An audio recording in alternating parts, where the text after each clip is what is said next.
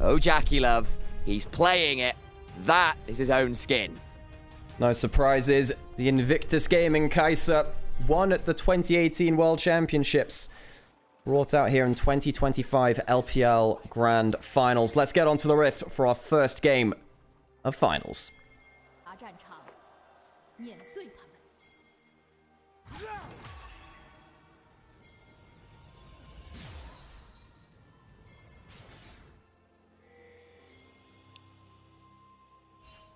Just getting the hints of those gyos from the mics. It's noisy out there, but the mics are a little far away, so it will be just the faint rumbles we get. But trust me, they're there. And yeah, the rumble on the Rift, I'm hoping for BLG will not be so faint. Looks like my we're predictions setting up for a level 1 ward being put down. Is taken by Top Esports. So Kanavi will not be seen on the start of his clear. And what that means, he's not going to go, he is going to put that extra ward down. Okay, so now that's really important, because now they know that Kanavi is not starting on top side of the map. They'll see him over there. Zenith Blade landing. Elk stepping forwards with the Cultivation of Spirit stacking, heal for heal, but Jackie's the one that ate a lot of that damage, and now Elk gets to press Q, gets a lot of value at that level 1. Actually, and a Zenith Blade. And he's still got himself the lethal tempo active as well there. It means that Jackie Love and Hung starting on low HP. Now the Rakan, if he hits more Qs in lane, will get some sustain, but Elk is just walking forwards, and there's the auto reset. It's so menacing. Forced off the wave. They're going to reset at level 1. They have to. What else can you do? Now there's the threat of that flash coming through from On afterwards, On knowing that there's likely a reset coming through, so using the Zenith Blade to push the wave faster as the Leona at level 1. Quick level 2 going to be hit by the bot lane of BLG, and Top Esports so strong usually in that 2v2, getting bullied about here right at the start of the game. Jackie tried to stay in range and has it. They're going to try and dive this. Jackie having faked a back, still looking for it. They've gone too deep. Jackie's fake back works out in their favor. Elk takes tower aggro way too early, and he will die for the first blood of finals. We were just saying Top Esports getting bullied around in the 2v2. It's BLG, which overstepped their safe boundaries now. Big mistake from Elk. Oh, dear. They genuinely thought Jackie had backed, and he just pulls off the back of the tower, and they wanted to hung in a 1v2. We can do this. Let's do it. Let's step forwards. And it goes so wrong. Jackie gets to pick up the wave. He gets first blood. They blow summoners on out. Well played. Well managed. And Hung, masterful baiting as ever. And just on the other side of it, you need to juggle that tower aggro much better. That's a problem. BLG, if they give leads over towards Top Esports, I get really worried for BLG, because BLG are not a team which are not playing a composition, rather, which retakes an area of the map particularly effectively against Top Esports. When you have that Scion and the Pantheon stood in Fog of War protecting an area, BLG don't get to retake that space particularly well. If you give leads over, it's more likely that Top Esports get to use that more powerfully. Lane swap now coming through. Jackie Love and Hung happy to get out of that lane after buying a cult. Cull is the prize for the overstep from BLG, and again, it is how these bot lanes work. It's how Elk and On work. They are knife fighters. They do try to get every advantage they can. When it snowballs, it looks fantastic.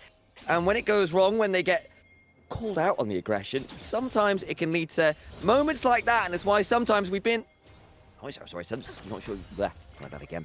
Not even sure it's sometimes. We just have been quite critical of this bot lane at various times across this year for basically doing that, just overplaying their hand a little bit and getting themselves in a bit of hot water.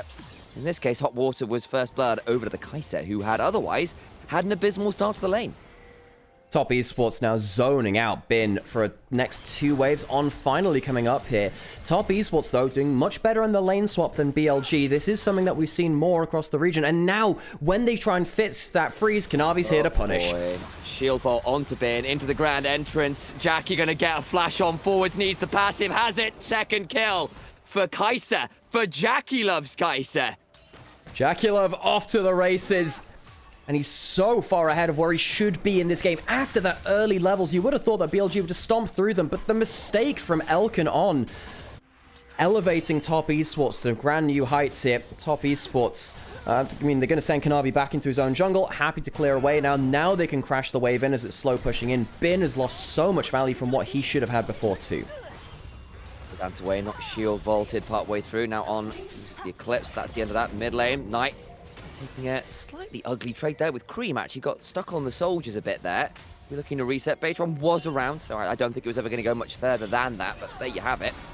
He goes on. He's not been shy, to say the least, this game. Hung taken very low. Second battle dance. Didn't quite burn out there, but Jackie throwing out the Void Seeker will get a heal out of On. This is quite important, actually. This is a lot of back recalls. Hung using that heal. He was unlikely to die there because he had that heal in pocket. When you come into lane swaps like this, cancelling backs, moving to the lane on the appropriate time is so important. So stopping that back there, actually quite important. You can see here, Elk and Beatron trying to crash in this wave, making sure that this wave is not frozen out on the other side of the map. Again, Top Esports really quite successful with this lane swap so far.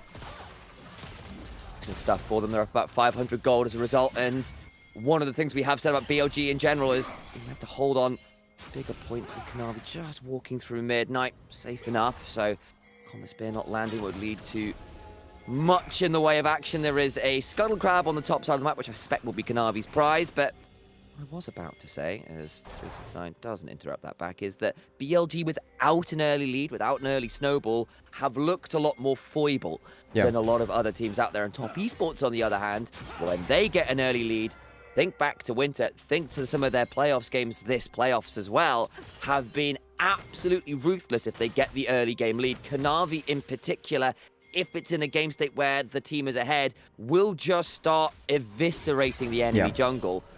The issue was then in Winter, of course, that when they did go international and they didn't get the snowball, they looked a lot more mortal, but here is Top Esports with the level of lead they needed. And a lot of that lead for them does come through bot lane laning phase, and Jackie Love and Hung got themselves a big lead from a mistake, but they have that now. So Top Esports, if you're looking at the checklist of good things for Top Esports, that is one of the big things. Bot lane, stable and powerful. That's what they have right now. Patron walking topside has Cyclone. Flash for the Nimbus strike into the Cyclone, and Jackie's just dead. And a kill donate to Elk. Beatron, excellent gank. Very quick, very easy. Beatron, he has had a strange year. Started the year on TT, a team which many of you probably have never heard of unless you are actual, LPL enjoyers. Mid-table, someone that was good on his team, but we didn't think he was going to be competing for a finals or anything like that. Then joined BLG later in the year, did well in spring. Then MSI happened, and we started to have some second thoughts. Shadow came in and replaced him. Now he's back after Shadow had his own foibles exposed as well, and they're rotating between the two junglers. But Beatron, make no mistake, this has been a very notable year in his career, even with the downs to go alongside the ups. One. Rubs now looking to go to Top Esports after the play. Topside Beatron burning Flash, and ultimate means it's unlikely you'd really be able to skirmish over this, especially with 369 making the rotation. Gold, dead even. Be the extra objective over towards Top Esports, which is the additional prize, but Finn will get a plate or two here bot side, which is nice because, again, he's been largely forced off a few waves and forced off some shoves he would otherwise like to have had. It's 3 grubs to Top Esports, and they've used those grubs very well in playoffs so far. If you watch back yesterday's series against Anyone's Legend, I think in the first 2 games, 369 ended up getting a full turret with 3 grubs in the first Dragon contest of the game. So watch to see if Top Esports do that again here in this one. 369 not exactly on a champion that can do much with it, but Cream is. Top Esports, with the 3 grubs, have been good at getting plate value in the early stages of the game as a trade for those dragons. So, game state as it stands, Alec, gold is dead even. We've got slight markers towards feat to strength lead for Top Esports. They're the one with the first objective. They're the one with 2 kills to 1, but nothing's been confirmed yet. Who do you even favour at this point in the game? Is it really this game state favouring either side particularly? My impression is no. Yeah, well, there's a couple of comments in chat asking the same question. From a layman's point of view, is it even? What does it look like? Right now, it's very even. I'm going to hold my breath until we get the first big skirmish of the game. BLG must really win that. I think if they lose the first big skirmish, that's when this lead, which, this very even state, rather, becomes problematic for them. Top Esports, the later the game goes while it's still even, the more confident they are, because I think they're better in an even game later into things. Elk going to be farming out this mid lane. But yeah, that first big skirmish might happen around the Herald in 5 minutes, might happen around the Dragon when that comes up too. Top Esports, with that in mind, I wonder whether they just don't commit to any big fight until they're ready to. Worth noting, they will have their triple globals up if you count Scion ult as a global, and I kind of do, but between the Kai'Sa, the Pantheon, and the Scion, some ability to say, well, actually, we'd rather just rapidly collapse somewhere else on the map, and that could get a little scary for BLG to manage. All well and good if they're there and ready to skirmish, as we've been talking about for BLG and all of their AoE in various capacities. Too much happening here around Dragon's start. But we are starting to see a bit of fight for lane shove and vision control. I think we might just have a bit of a skirmish on our hands out. Exactly, and the first skirmish of the game, that's what I'm looking for BLG. They need to get a good one down, otherwise Top Esports, so I think with the superior teamfight comp later into the game, will be very, very comfortable. Top Esports trying to sync up their waves, they can push at the same time, then move off it towards that dragon, as you noted beforehand. Knights will get to a point where he can lane very well into that Scion. Not quite there just yet before that first item. Top Esports get mid lane and bot lane shove and start the dragon. We need to chunk the way through it. Not actually going to have a full contest there from BLG. You don't feel like they're in the position right now to fight, and I think that is fair enough. So that'll be another objective over towards Top Esports. But again, it's just those little extra markers that are going Top Esports' way right now. And at some point, BLG, they are going to want to start pulling the trigger. But Elk on that reset did just get himself a Kraken Slayer, so you can understand why playing for that rather than this initial dragon made some sense for them. Getting towards the 1 item mark now, and this is where I think BLG's composition starts to get very scary for Top Esports. When you have, you know, Sundered Sky or Triforce kind of built up on page 1. I actually didn't see which one you had there. Sometimes you change it based on your role within the team. Elk with a Kraken Slayer, Knight getting towards something like that, Liandry's bin as well. That's where Top Esports do need to be very careful. Now, they do have a lot of globals to pull to the play. That's the farm alarm. That's just the Scion ult trying to get towards bot lane. No one panic. Just yet. Just yet. Maybe later. Maybe we can panic later. Oh God! Yeah. He's just ulted into a wave. Actually, which there is On just cancelling us back there for a second. You always did wonder, no, On has cancelled it again, but no, won't turn into anything. Again, it would have been into a Scion who probably does just get to walk away, but yeah. Fun story in chat there as well. Now, some things we take for granted because on our stream we talk about them so much, but then again, it's a finals. Let's revisit all of our old faithfuls. We do have Knight versus Kanavi from the JDG 23 Super Team in this game. And 369 was in there too. Knight was teammates with Kanavi on 369 on one of the best teams of all time. Some people would consider it the best team of all time, despite never winning a world championship. Only lost in a single best of 5 the entire year. That was the team which Knight left Top Esports for. He was the guy on Top Esports. Their logo looks like a Knight's helmet because of him. He was there from his debut up until 2023. He won many titles on them, then left for JDG, one of the greatest teams of all time. Then on BLG, he started a new era. Knight has been the kingmaker, realistically, for the LPL for a very long time. Perhaps the greatest player in the LPL modern era. He's definitely up there. Up against several of the others, let's be honest. 369 Kanavi and Hom, the coach behind Top Esports. A trio for them, which has incredibly high win rate across the LPL. Might see another skirmish coming through. We're getting towards the point where the Pantheon ult and the Kai'Sa ult are very good at responding to the first play. Surely we get a fight soon. Feels like everyone's gearing up for that. That doesn't it? But it's just been fights for wards, basically, where I'm coming in with a sweeper, and what you're really fighting is macro moves, not actual people right now. It has been, after early action at the very least, a little bit of a slower affair. Again, you're talking about Knight and the Top Esports logo. It's worth reminding, of course, when he left Top Esports for JDG, who was his top jungle? And Pantheon might come through top lane here. Cream's going to go for that shuffle. Speaking of, there's the Grand Starfall behind. Knight tried to go across the veil, but was unfortunately denied, but gets a wonderful exit with Between Worlds and the Flash, so has to burn the Flash, but nice problem solving there from Knight. Top Esports playing League of Legends. Knight is playing Asteroids off one end of the screen and onto the other. Doesn't quite get the ultimate in the way that he thought he could get clean over the wall with his ultimate. Just a little short there. Does have to blow that flash. Was wondering if he'd get out without it, in fact. But he's safe, and that's Pantheon ult now down. And BLG, with that ultimate, the global now down, maybe they can find their own aggressive entrance into the game. And Ben, of course, with Liandry's now built up, certainly has a little bit more teeth in this lane, and is chunking 369 very heavily there, forcing him off the wave a bit, and can begin to be with the threat himself basically everywhere you care to look. You are going to see first items, double Leandries for Bin and Knight. We're looking at Kanavi with the Sunken Sky, Nash's Dudes, Kraken Slayers, Rady Carries. Okay. Kind of down the list. Mile might be the time for that fight we were asking for. Yeah, this is the Herald. We did say maybe first Dragon, maybe this Herald is where the fight comes in, but Top Esports using their ultimates earlier choose not to fight. Now, Top Esports, they tried to look for that pick on a side lane. They didn't find it.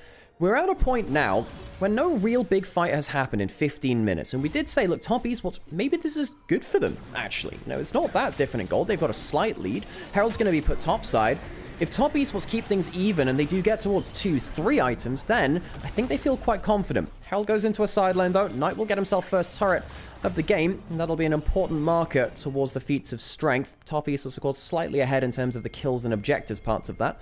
We'll track that as it goes on. 30 seconds on Dragon. You can see Kanavi hung already towards that bot side of the map. 369 with ult and teleport. If you were to join a play, theoretically, is Kanavi and Hung, though, looking potentially at Elk, who has no idea they're there. He's shoving up mid lane. Flash in with the shield vault, the quickness after, and a very easy kill on Elk, who was not as safe as he thought he was. Isn't running the cleanse, has the barrier. Quick play coming in from the jungle support. Kanavi and Hung. Only a new jungle support for this split. Hung joining Top Esports after a dreadful stint on Weibo, but then finding new form here. That's going to open up the Dragon. You can't fight this without an AD carry. That could be genuinely very important. BLG giving over a second Dragon now. We'll find out what the rift is. It's going to be an Ocean one with a Scion. That is a problem. If you end up getting that Scion with so much HP and an Ocean Soul, BLG will not be able to kill that tank easily at all.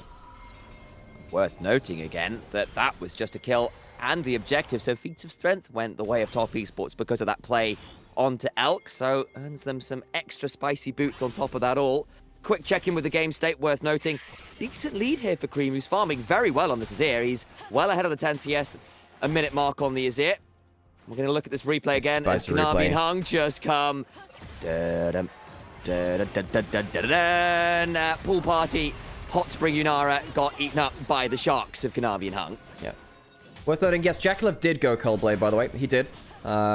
He's bought... Actually, both AD carries went Cult. They cashed it in, and they've both sold them off. So both AD carries slightly ahead of the curve compared to the rest of the map. Elk, of course, now with those 2 deaths. Really need to see more from him. A player that's been doing quite well throughout playoffs, really. But his Nymaera has been a champion which we have criticized quite heavily, actually, compared to a lot of others. Given how powerful the champion is, I would expect more from an AD carry the caliber of Elk. Now, BLG playing the bush baits now. Stood on a control ward, off a vision, but Top Esports very good at slow, methodical play compared to the rest of the LPL. Pretty good, actually, on the whole of playing safe where they can do. I say that they're still not immune to occasional ints or what have you. Teleport now down towards the bot side as BLG look to farm out again. He's noting as well, of course, that Jackalev would get a bit of a meme for himself this split. Getting caught in mid lane at least once a game. Not so far today. It was Elk who ended up having that moment happen. And again, as you were calling out about the Nymaera, not always been his most convincing champion. For all like the proactive plays on the champion have looked good. See the level 1 play, fantastic. There's been some oversteps. There's been some defensive mismanagement on the champion. Now, potential fight here over the blue buff. Kanavi going to get the smite. Goes on in. On's in danger. In comes the quickness to grand entrance. Hung needs to flash away. Kanavi low. Shield vault not available to get more CC. Jackie! Over the wall goes Jackie. Looking for the kills. Flashing. Can't find it. BLG find their skirmish. Cream is now alone on bot side. Sion will come to help. I suppose with his flash, he might be safe. How much can 369 do to save his mid laner? Oh, that equalizer stings. Knight low. Gonna be a 2v4. In comes the teleport to even up the numbers a little bit. Hung now looking to go on top of Ben, who doesn't have an equalizer anymore. Jumping onto Cream. The heal keeps him alive. Base one's gone very deep with the Nimbus Strike. Has to try and warrior tricks to Ow. All the while in the mid lane, turret being attacked by Elk. So that might end up being a prize on top of everything else. So it will be a turret for a turret. But the 2 kills on top of that for BLG. Excellent play from them in that bot side river. The gold swings into BLG's favor, and who gets the gold? Elk ends up getting himself a kill, as does Beitron in there. Kanavi wanted to see if he could pick off a retreating Knight. That's the Pantheon ult down now. Not bad there. Knight has been known occasionally to get caught up by a random Pantheon ult. I will say it's been one of his foibles. But throughout the rest of this too, we do see that Cream has got a huge lead now on that. Is it 800 gold at this point in the game? I was worried for BLG at the start of this. I was looking at On's HP bar and thought, well, it's a little bit low. But then the Cyclone's fantastic. Again, Beitron, a player which has been brought onto the team a split ago, subbed out for poor performance, and realistically, Shadow was brought in. It's a good entrance into the game for him now. We'll see if that continues for him. A play which I have a lot of time for, given how much effort and impact he had on TT as a roster. He made a mid-table team into an actual threat. By the way, folks, BLG's best of 5 win streak within the LPL was broken by Beitron on TT of all teams. It wasn't, you know, JDG, Top Esports, what have you. It was Beitron on TT. And then if you can't beat them, join them, I suppose. Well, no, if they beat you, make them join you. That's the way that phrase apparently goes. Beitron then script them exactly. Join the Steal roster them from their homes, bring them into the legion of your own. Yeah, that's basically what they did multiple times. And right now, Beitron having a great Wukong game. I think it's fair to say it had a wonderful flash Nimbus strike at the end there to secure the kill onto Jackulov, make sure that he went down before he managed to take Elka on with him. Potentially both, actually. It was getting very dicey in that river, has to be said. Atakan now spawned. That has been the death of many a team here in the LPL, BLG and Top Esports included. Yeah, that's the point where you forgo any other analysis. This objective, which BLG are now starting up, it does so much damage and it reduces so many of your defensive stats that you can lose so many fights even when ahead of the game. Top Esports looking to contest. BLG, please don't tell me it's another Atakan incident. I can smell it. I can smell the burgers. They're being flipped. Get ready for it. Someone's eating good. Down to 3,000 HP. It is just going to be the flip. On down at half. 369. Frontline. He takes a bit of damage from the Leandri. Still at 3k. About to reset is the Atakan. There goes. Hung into the backline. It is a flip. It's won by Beitron. In comes the Solar Flare to slow down the backside. Elk still free firing as he decides to transcend himself. It's Knight who picks that one up with the weirding. Top Esports failed to get the Atakan, failed to get the kills, and BLG come away with the flip with the tastiest burger of all. I'm very surprised that Beitron managed to get that smite down. Kanavi did have the Pantheon Q smite. It helps you with the extra damage from that spear flying forwards, but it didn't secure it. Beitron was better on the smite key. And now BLG get themselves some extra value from the Atakan, giving you that XP and extra damage from the petals it picks up across the rift. Look here, it gets really, really close. Hung goes in, gets some damage down with the quickness, and this Q comes through so close. How the hell does he get that? Beitron just avoided the quickness as well, was just out of range of it, was invisible with the Warrior Trickster and couldn't be found by the side of Hung. That gives BLG a bit of an edge in this game. Suddenly they're up the 1,000 gold. They're the one for the Atakan. But Top Esports just got themselves the Dragons. They're on sole points. BLG resetting from the Atakan, giving the Dragon over to Top Esports. That could be a big issue later. Of course, when you get that 4th Dragon, the Ocean Soul will be available for Top Esports, giving you that extra healing throughout the combat. And that is going to be very, very dangerous for BLG to give over. However, the immediate value from the Atakan in terms of their fighting potential, the XP, everything else could be really, really important for BLG. They're going to crush through this bot side of the map. Cream on the other side, split mapping to make sure that he can get himself some gold from that top side. Top Esports are still very much within touching distance of this game. The gold difference is not that high. We're getting towards the point where perhaps Top Esports can play around this Azir backline DPS. And a step there from Elk to speed away is was a potential threat of a decimating smash. Won't lead to all that much. Cream doing his best to nab away some camp while he can, as the Azir should pick up that Grom. Towards the blue buff we go. As a scene of a crime earlier. Hung on one side.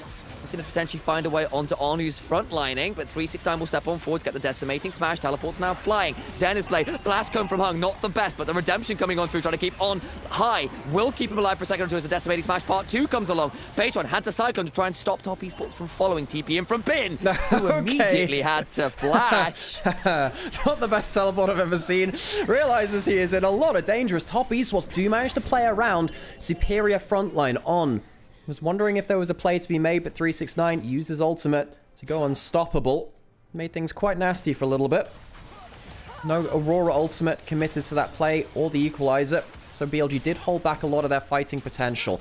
Baron up in 30 seconds. Any big fight from this point could lead to the greatest of all objectives here within the lake. I say that Elder Dragon probably is that, but the most important of most of like. Okay, now I'm just killing my point with context. They would lead to a very important objective here in the late game. We are here today to celebrate the life and death of the Baron point.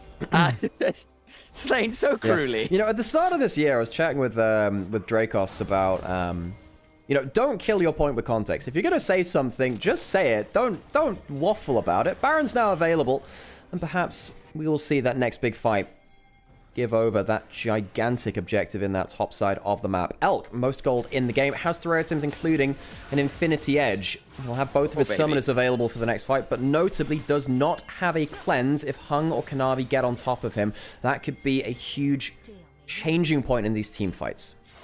And it has been Elk's build of choice. He loves this damage build on the Unara with the Kraken Slayer, with the Inf Edge. It does mean there are no defensive tools. There's no Blade of Ruin King, there's no Lifesteal, there's no Mortal Shield Bow. And it does mean that if you do get caught as a relatively short-range AD carry, and there's quite a lot of tools to do that, things get dicey. But he's got Flash, he's got Barrier, he's got people behind him. He certainly can, especially if he's given half a second, really shred through some health bars. It's been a fairly low-kill affair for an LPL game. However, Top Esports, when they play a composition like this, I don't think they're unhappy with this. We mentioned this earlier. If the game goes to even 5v5s later, I do think Top Esports have a better composition to deal with that. They have way more ability to tank damage. BLG don't really have that. Occasionally the Leona can, but, you know, you go late game against a Kai'Sa and a Azir, and that becomes much less of an easy thing to go towards. Knight almost on 3 items, going towards his Magic Pen item third. Perhaps this Aurora, which Knight has done so much damage with across this year, could be a difference maker too. Top Esports trying to group up, push in, take a little bit of damage out of that Leona, and start to secure the map for 1 minute's time for that Dragon Soul. Top Esports, they can give up a Dragon. It's not like BLG have the threat of a Soul on the other side. BLG, what's your plan now? Teleporting up towards here, perhaps calling Top Esports bluff and say, you want to play Dragon? We'll play Baron. Na'Vi's got Grand Starfall, worth noting. May try and play this slow and look to come and teleport or ult in where required. There is 369 with the TP in himself. Bin slowed down. Needs to back away as he's hit by the Roar of the Slayer. Down to 9 HP is Baron. Half to go. Knight on a potential flank angle. Keep your eyes on him.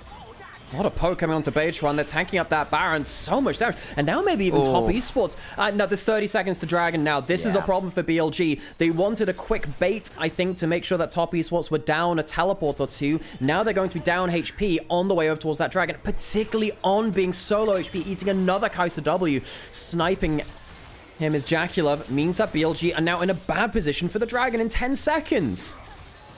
You see the theory, the practice was a little different, and now, despite things like the Hex Drinker in Elk's inventory, they're not going to be anywhere near this Dragon. Just saying, screw it, we've got to do it again. We can't fight the Dragon.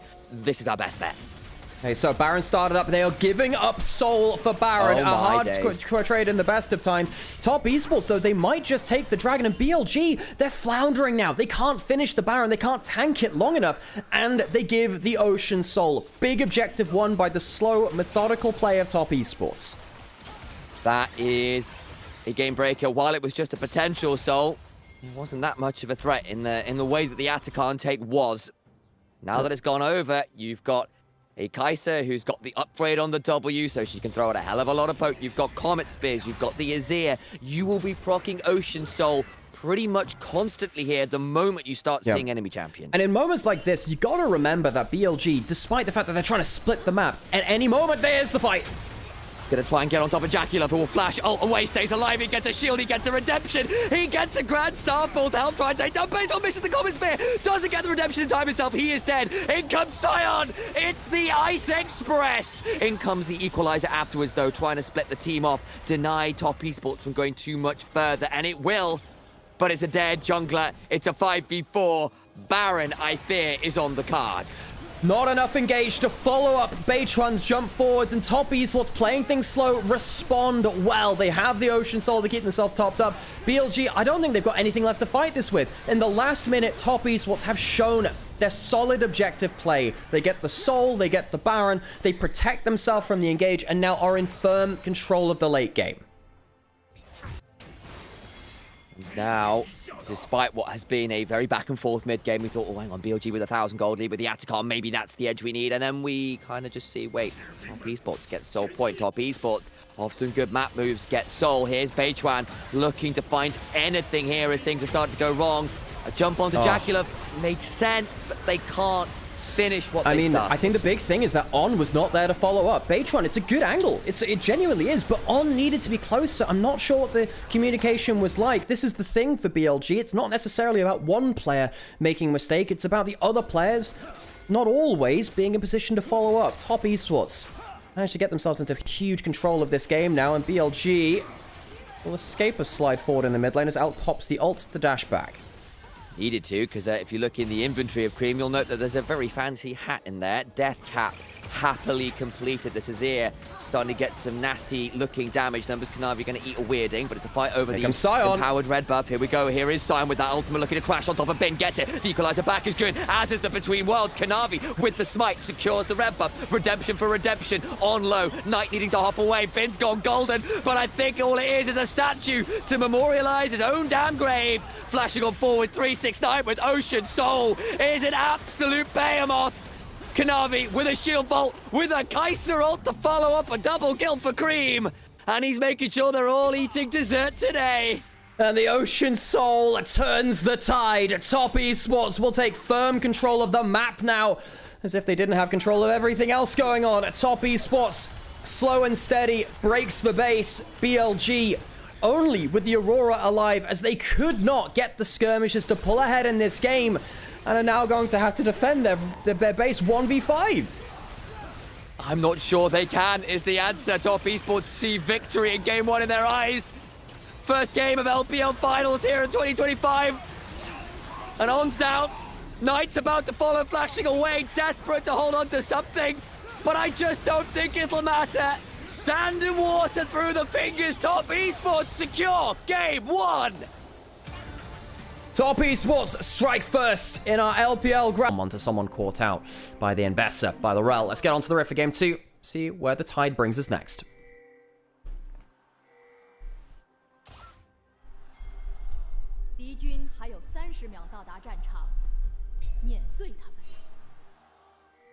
Just listen to the crowd, guys. That is pretty special, isn't it? Hundreds and thousands of people out there having a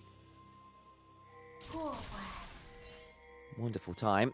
Hopefully, all of you here in stream are as well. Pleasure to have you all with us. Initialise and Nymaera on the mics for game two here at BLG Top Esports. Interesting seeing that statistical overview. Very BLG favoured, more so than I was anticipating. The statistical bar is normally a little more even than that. Well, I mean, in fairness, I do look at this team comp from BLG and I think, well, you know, they do have the Jarvan Gallia, nasty combo into a bunch of these champions. The Yorick, I think, is fine versus both of these side lanes. The Orianna, there is one fly in the ointment, which I do think that Cream's Orianna is very good, and Cream's Orianna will do fairly well into both side lane matchups. There is a chance that that causes issues, so BLG will need to make sure it's never just an extended 1v1. Q landing onto Hung. It's not the ult Q. We'll start laning phase proper. See how the early lane goes. Scores Elkanon had won the level one so hard and then just overplayed trying to win the game outright rather than just take the advantage as it was. And you get why it's who Elkanon are as a duo. You know what you sign up for with these players. And when it works, it looks phenomenal.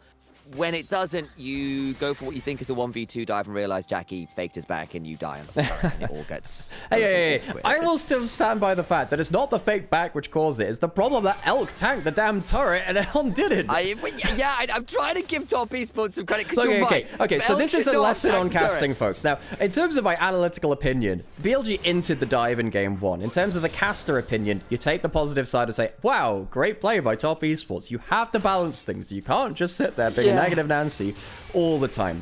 Shadow's going to be spotted on his clear heading bot side. On the other side, Kanavi not going to be spotted on Raptors because the ward which BLG put down, you can see there, is actually already taken down. And to kind of just muse back on draft a little bit, we were wondering whether it would be that infamous Jackie Love Jhin that has been so good all year. But he did go towards the Ziggs, and I do think that we'll hit a point where Ziggs just raw amount of wave clear will be really, really helpful into the Ezreal Karma because even if they do get shoved, you can just clear the wave so freely, they don't actually get as much value, even in the 1v2. And I think later into the game, On is going to have to hold on to his flash like a precious resource. Yeah. Because that Ziggs, throwing it all on top of Xin Zhao, jumping onto him or Embessa, will absolutely one-shot the poor support. Absolutely one-shot them. So On will need to be aware of Jackie Love, of course, our regular season MVP here as well. Good trade there from Elk, though. As of course, have to pay respect to Elk's reel as well. G2 fans out there, I'm so sorry to bring up the trauma, but he's done some pretty good damage on this before. Of course, the Invictus Roadkill clip as well from a split or two ago. Elk has done some damage on this Ezreal. He has, and then you're looking at a player like Bin, who may have also caused some additional trauma to G2. And, you know, I know the socials, guys. I know they're sometimes in here. Take this clip. Remember what you're going up against, guys. Prepare yourselves. You're not quite a world yet. Well, if you do make it, just say it. Some of these teams are looking at you and wanting to repeat some previous favours. Kanavi's managed to work his way on top of Ben and get a nasty chunk there onto the Yorick, especially on the other side, though, it was Jackulov zoned off for the bot lane turret, as we were talking about some other stuff too. So Jackulov will have to teleport back, but did lose a wave of farm. Hung, gonna get rooted up there, crashes down to buffer through some of this CC. Jackie comes back out with the teleport and amp tone. Gonna hop on forward as Elk gets a nice chunk there onto Hung with the Essence Flux Mystic Shot combo. Forced under turret again. Hung stop. So basically both supports stopping recalls in. And because Hung is now very late on this back, it means that Jackulov will have to 1v2 here. And, you know, against some lanes, that's okay for the Ziggs. Against the Ezreal Karma, it just means they get to fire all their skill shots at you, which is not great all the time. You do a bunch of poke there. Alec, does he fire the E in to get that W procs? No. Push in the wave. They'll make sure that they are getting themselves a recall in as well. Now, do we see an early lane swap? Hung is heading topside. Bin, currently under turret, has his own teleport. Would like to hold on to that to make sure he knows where he's going on the map next. Top Esports in the last game had a much better read on the lane swap scenario than BLG. We're saying Bin did manage to stick in lane, having been ganked by Kanavi. Hung has now gone topside. Jackulov is not, he's still staying bot side, but looking to jump on top of Bin. Where is Hung with the flash and the heal available. I think Bin's possibly overstepping a touch here, but no, not quite enough. But now into the alcove. Oh, he's not seen at all. They don't see this at all. Now, the Dragon's been started on the other side. Just Bin as a rule of thumb, knowing that his team's taking Dragon, should be careful on top side. He doesn't know where Kanavi is either, so he will back off. Showcasing that he is not just a strong side player. In fact, he's done many splits and many games now, playing towards the weaker side of the map, and will keep himself safe there. Alkanon go towards this bot side. No one here to respond to it. Jackulov was forced to back. It looks like sometime in the last minute off screen, so Alkanon will get themselves another plate, 20 CS up already, denying more CS to the tower to make sure that Jackulov can't even that up as much. And Hung on the other side, while I think it was a good roam, has now wasted a fair amount of time here on his own support. You see what the thought process was, but Ben just didn't quite give the ankle. Get some good wards down to help 369. The wave now very heavily in 369 favor here. That is not a great wave state for Bin, who does need to come forward and try and shove this. Now Hung's behind him. Bin may have walked back to lane rather than TPing, but he's now in so much danger. Will summon the Maiden of the Mists. Shattering Strike, crash down. Public Execution flashed out of. In comes the Dark Procession, and Bin plays it well, even steps back forwards for some more damage. Some of the Mistwalkers, Hung need to flash away. The ghouls have re-aggroed the wrong person, tries to mount up a Bin. It's a 1v2, keeps getting more damage, and teleports away. Aura farms his way to a 1v2 kill. Dive on the other side, on taking aggro. Jackie will get that kill, but they'll turn it back at least on the other side. Requires a Cataclysm. Shadow uses it to exit, but Jackie going 1-for-1 there is not too bad for Top Esports. You'll take what you can get. It's Bin on the other side, who is laughing his way maniacally to that kill. Oh, Bin. There is something magical about Bin when he's on form. We haven't seen the best of Bin in 2025. He has had a bad year by his standards, but this is where push comes to shove. This is where Bin, with reputation on the line, title on the line, squares up and says, okay, I'm gonna start taking some names. Hung spends minutes here waiting for this play, and Bin is ready and waiting for him. The Ignite goes down to deny some healing, and it's just not enough. Bin gets his Maiden out and says, you know what? I've got the healing, I got the damage, and you know what? I think I can get out. No cancels left available. Awesome play from BLG's top laner. Oh, and the flash out of the Public Execution. You sometimes just realize Bin's got that little bit of something in him. The aura is still there. And that arrogance he has that pisses off so many of the other top laners in the league. It's justified. That smug top laner's face, guys. Whenever I see it. Grub's now started. Top Esports looking to come in for a contest. Cream does have that shockwave in 5 seconds. Another Dark Procession. Kanavi's in danger. Throws out the Crescent Guard. In comes the hero's entrance. The sigils are on the ground. Shadow in danger, needing to back away. Hug's too deep. Shockwave will trade it back out. Good double taunt there with the shielded around. Jackie now in danger, level 6, but nowhere to go. And Yorick picks up another BLG, beginning to put on the afterburners. Solo lane domination from BLG around the Grubs. Awesome play from Bin with the Dark Procession, proving that, yes, Yorick can actually teamfight at points. And Knight's ultimate gets so much value in there too. One of the best Galio players in the world, making an impact early. Top Esports, last game, they could stop BLG from getting the early skirmishes. Not so easy this time. Shadow ends up comboing onto Bin, lands the Morning Mist, then the Dark Procession. And yes, the ultimate is okay from Kanavi, but the damage is done. He's out of position, uses his ult early. Yes, Shadow takes some big damage, but you just see the teamfight shape of Top Esports fall apart. On looking to get the tether, but they're only going to find Shadow with the flag and drag it in. 369 trying to trade this one out. Good hop from Alk. Keeps it safe, but a flash on forward for 369 ensures that On dies anyway. Flash Nice. A little bit wasted. Shadow now in a potential dangerous spot as Knight comes up at 369. Is walking the wrong way forwards. Elk misses the Mystic Shot, but not the Essence Flux. Knight around a well, tries to get a cunning swipe, and a nice snipe from Elk ensures the 369 falls. Okay, this is where your warning sirens really come on. Elxriel, double buffs, has everything available, and Cream doesn't have that much mana. He just needs to be quite careful up here. It's going to be the Grubs finally finished off for Shadow. So now BLG, not only getting themselves the early gold, not only do you have this Ezreal with double buffs, a Cull stacking in, and 2 kills, you have a Yorick with also 2 kills and 3 Grubs to play around. If all of this wasn't bad enough, you then also have Knight, who was looking to see if he could stop Cream from recalling that. You have Knight being able to support these carries with the global. He can be there on call. He can be your ambulance, your fire brigade, your police, whatever hotline you need. As Top Esports, how do they bail themselves out now? They must find a way to slow down the game, get some wave clear safely in before BLG start to really take off.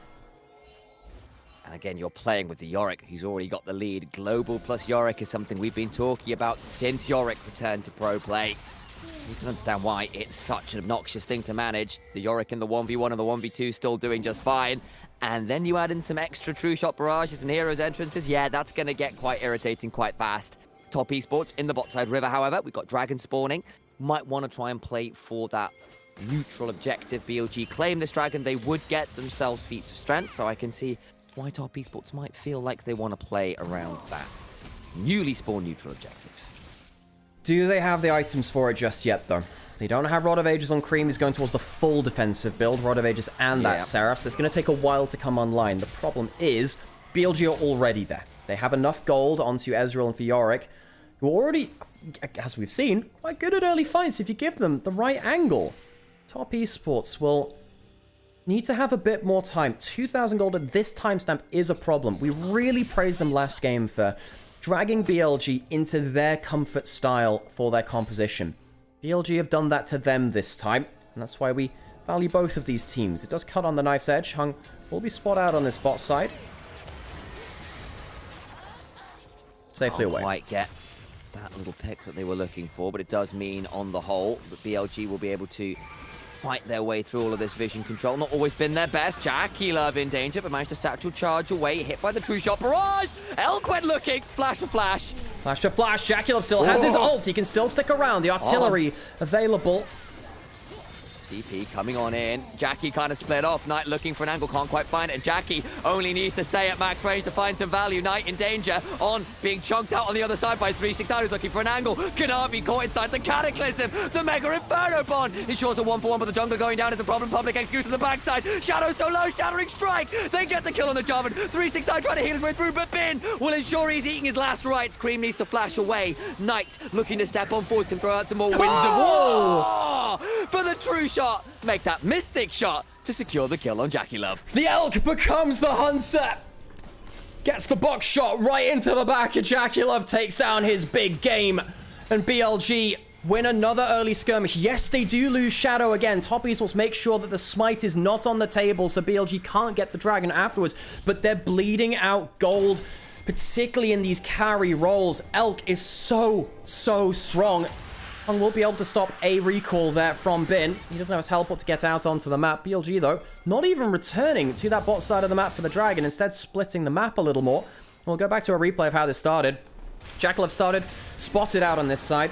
Shadow not able to get the complete clean kill. Elk very nearly getting himself the full kill. Realizes that Hung could immediately CC him back, though, with no cleanse on the Ezreal. Needed to play that safely.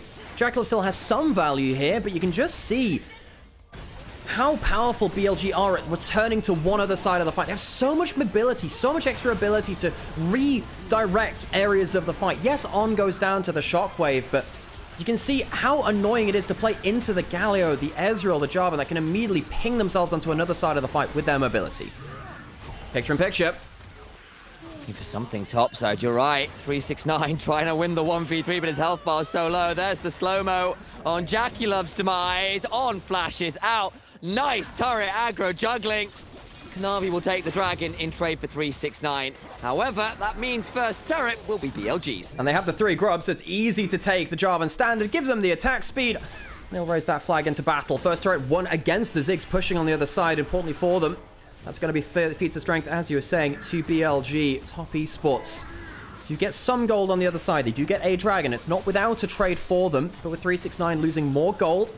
And the tower going down first. You can see again how they're not quite able to evenly trade. Not this time around.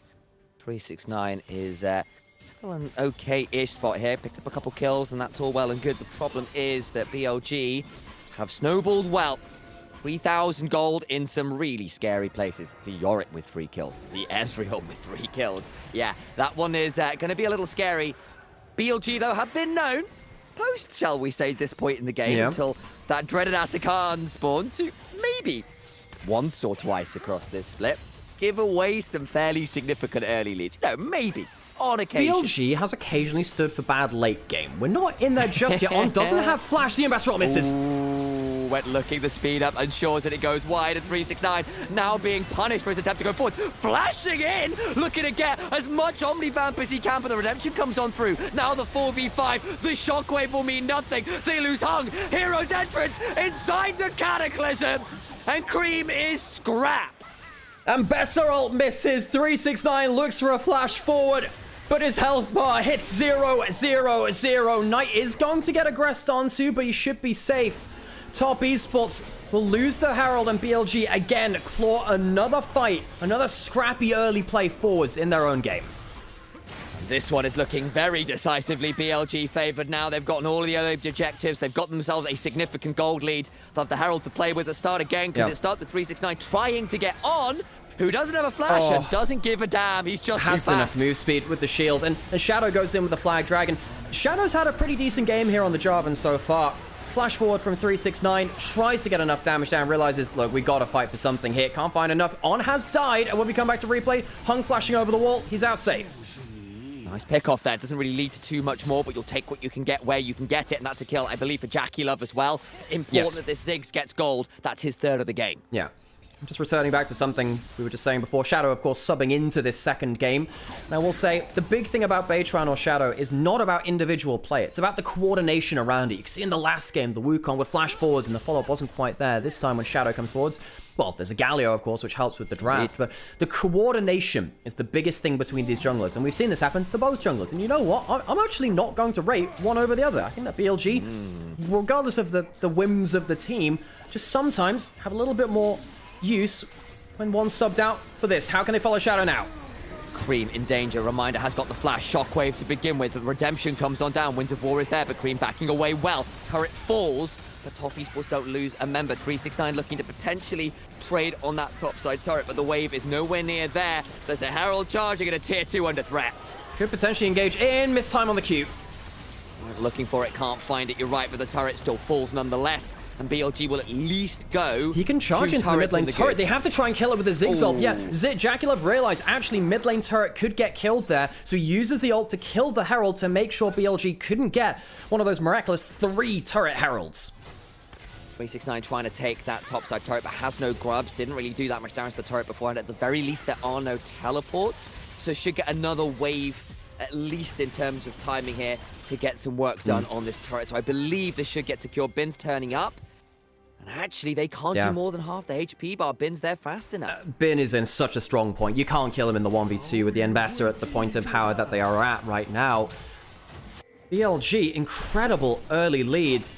And you can see that Ezreal has the 2 items not fully stacked up, but he had them at 18 minutes. That's a ridiculous timing to get your Triforce Manamune built up for this champion. It used to be, 21, 22 minutes on a decent timing. That's 3-4 minutes ahead of schedule. He'll be able to stack it up a little quicker now he has the Manamune too. And Top Esports, if things weren't bad at this point, I don't think the absolute zenith of BLG's power is quite here. You need 2 items on the Yorick, 2 items on the Ezreal, and then that's when they're at the peak of power.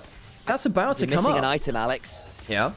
Just check in Knight's inventory for me and look for the number 10. Oh, true. Okay, so the peak of power is not just Muramana and Shojin. It's, of course, the Magi's. Knight Magi's. Indeed. Yeah, this guy needs to just add like a light to his name, or L.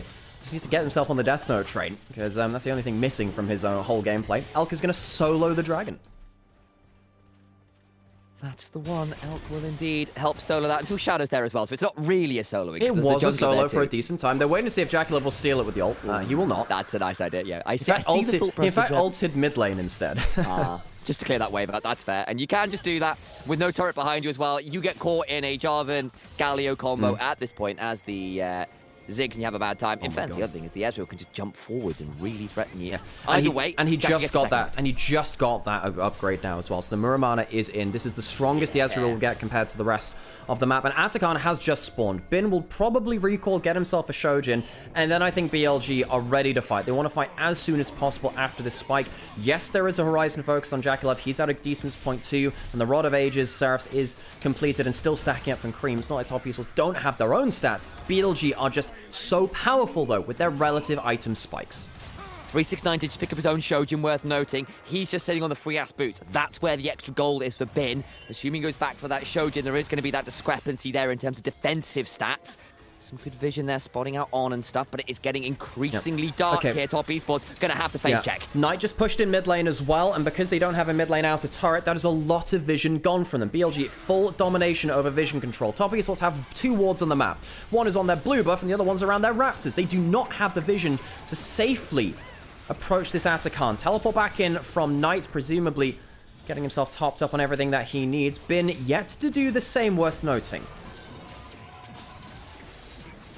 Jackalov Kanavi still looking to find an angle here. They have to at some point plunge into the darkness, see what's happening now. Down half HP is the Atakan. I think we're flipping again. We might do BLG look for the engage. Bin slightly low redemption, topping him up, and they're engaging on tonight. They're trying to turn on tonight, but they just turn it all around. In comes the hero's entrance. Flash force gets the crescent gun. It's a decent angle. Can't finish him any kills though. Cream and Jackalov try to defend themselves. Elk hops away, but Cream on next to no HP. Jackie looking for an angle. 1600 HP into the backline. Atakan secured by Knight. Elk gets a hold of Cream. 369 gets one. The 1v2 on the other side is Knight. He's trying to take down Jackie. Flash for a fist to the face. And the Ziggs eat stone. Hung will fall as well. Triple kill to the god of the LPL mid lane. Knight picks up a second job. Not only is he a knight, he's judge, jury, and executioner. And he has found Top Esports, the team he made famous, oh so very wanting. Almost 5,000 damage in the team fight. Knight, the god of the LPL mid lane. Make sure BLG has their own advantage. Sign on now, folks. It's the Knight agenda. It's always been the Knight agenda. It's gorgeous stuff. They jump on him. I just can't believe it. I just can't believe they try and go for the engage. Shadow, full contact team fighting, says you jump on Knight, I'll jump on you. Yes, the Galio ult is cancelled out, but at what cost? At what cost? You're not jumping onto someone like Elk, and you haven't got the damage down you quite need at this point. Shadow ends up somehow... I mean, Knight secures the Atakan somehow in amongst all of this. And Knight realizes, look, this is just an underfed Ziggs left now. He can get the kill on the other side of the fight. And of course, we should give some big shout-outs to Shadow, to Elk. Had a fantastic team fight themselves. The Elk's reel has been proving exactly why it's king of the jungle. I suppose the forests, considering the general habitat of an Elk. But Shadow as well, exceptional team fighting. That really good Cataclysm, really good Flag and Drags. And in the end, it's leaving BLG with a monumental lead in this game. And they're looking for more. BLG's wrapped his way around to get a Demacian Standard and a Dragon Strike. Better known as a Flag and Drag into the Cataclysm. Getting some more damage. Flag and drags back out. Nice out of range. Left alone, 369 though. Finds it, angling back in with the public execution. Shadow just squeaks out. Here comes Knight. Knight's coming in range right now. The Galio's about to jump on their heads. Here comes Knight. And Ziggs goes down, got split up. Shadow might even look for a bit more. I wouldn't do it, my son. You're a little low for that one. On can speed his way forwards. He's been so aggressive with those renewals. Can look down, a little bit of a mantra. The prayers begin this morning, and Cream really doesn't want to respond to this particular bit of proselytizing. Look at Knight, looking for the flank angle. The Mystic shots keep flying. The ghouls keep hunting, and Cream... Oh, Knight's got the flag. Here comes the W. Oh, my God. The shield of Durand ensures that Top Esports are left wanting. Well, Justice punch forward, finds a second reset. And the last thing, well, Cream, he is the crop, and he'll be harvested by BLG for a final kill. BLG add Top Esports names to Knight's Medjai's as Top Esports gave over the early skirmishes in this game in a way that they denied in game one. BLG get their early fights and Top Esports are wasted across the rift. It's been a whole team performance from BLG. Bin with his 1v2 in topside. Shadows, clutch engages on the soul engage here for BLG. The lane dominance of Alkanon, of course, Knight. Superb play here on the Galio. BLG occasionally bring out games like this, and it's becoming more and more often. Shadow going unstoppable through the Rel CC. I was worried for this fight. Knight was on the other side of the map. He wasn't in range for this. It takes him about 15-20 seconds to get truly in range. And even then, his ultimate wasn't the best ultimate of all time. But he does manage to rejoin the team. It's really later where he makes his impact felt. It is. It's this wraparound. We said, look, Knight on this flank could prove really problematic. That turret's dead, by the way. It's dead. He's completely off of vision. Oh, that is just wonderful sleuthing. Gets the full channel W onto 2. Gets himself the Q, the slam. That's some awesome play from Knight and the Fog of War. Justice punch for a second shielded Durand, and unfortunately for them, yeah, that shield is being used as a bit of a bludgeon. And Knight knows he's found a good one there. He's got the Medjais. He's on 20 stacks. There's 24. He just picks up a kill onto Cream.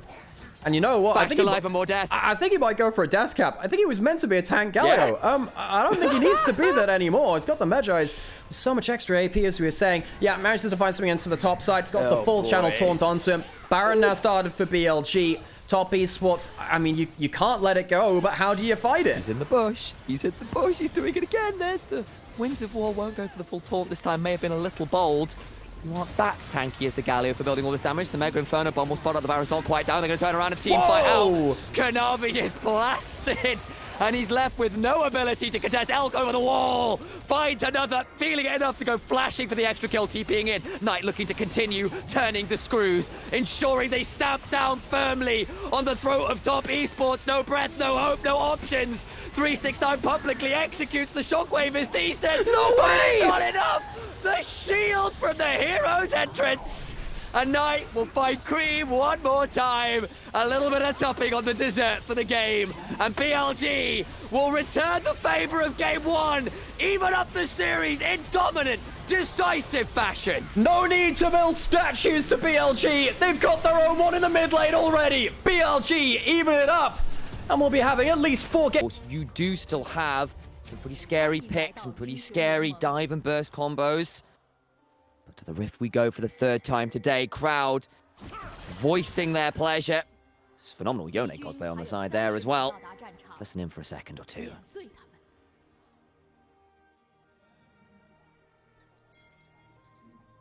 That's the BLG mascot. Look at that. Someone's dressing up.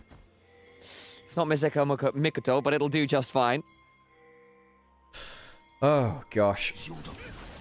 Ooh, level 1. Bit of damage going forward onto BLG. Cream a little bit split off, but gets to walk away. Twin Fangs begin to fly. Oh, here comes Kanavi. Cream will reset, and I think that'll be the end of that. No one really gets down a ward on the bottom side of the map, but 369 does manage to wander in and get a ward on the red buff. Okay, so good vision, well. Very good vision. This ward will be spotted out, so BLG will know that they're spotted on the top side. So they know that they know. Knight will be finally able to get a ward into that bot side. And these kind of wards are really important. We have actually seen Kanavi at multiple times take one quadrant of the map and then gank one side of the lane. Good trader at level 1. The electrocute on the Bard. It's not going to be the Guardian or the spell, but really wants that lane prio. Heal. Looking for a Winter's Bite and a starting and stacking the concussive blows. Instead, it will just be a trade of those summoners.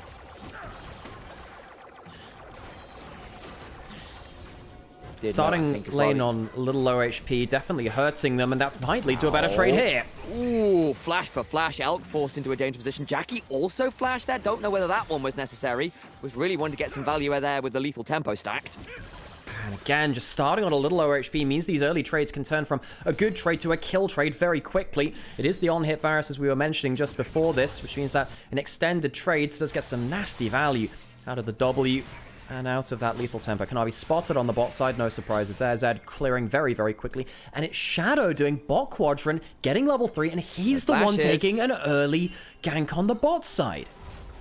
Can he find a way in? Remember, you got the Bard for the magical journey. I don't know if he's leveled it. I don't know if he has it. He's only the level 2 right now. So he only has the level 2. It will just be a defensive hover round. The wards are now timed out on top side, but Toppies should know that Shadow wasn't on top side, so they still know by process of elimination that he should be approaching that side of the map soon. Yeah, I think that's partly why Hung and Jackie were a little bit wary over shoving that wave, saying, look, still hasn't turned up on Raptors. He might well be looking for that level 3 gank, and I think that's quite heads-up play. Zed gets to back, pick up those double longswords who can look to contest around those Scuttle Crabs spawning in 20 seconds. Good damage onto Jackie. It'll be all right. Looking for a Q, lands it onto not onto Elk. Importantly, shield goes up. Level 3, nice. By both bot lanes. Does that deny the cannon? No, not quite. Nice idea. Very hard to do that against the Foss Bomb. Kanavi, level 4, double buffs. Fighting over this first scuttle, not a fight really. Shadow, well, I guess he could walk up here. I think it's going to be gone before the time he gets there though.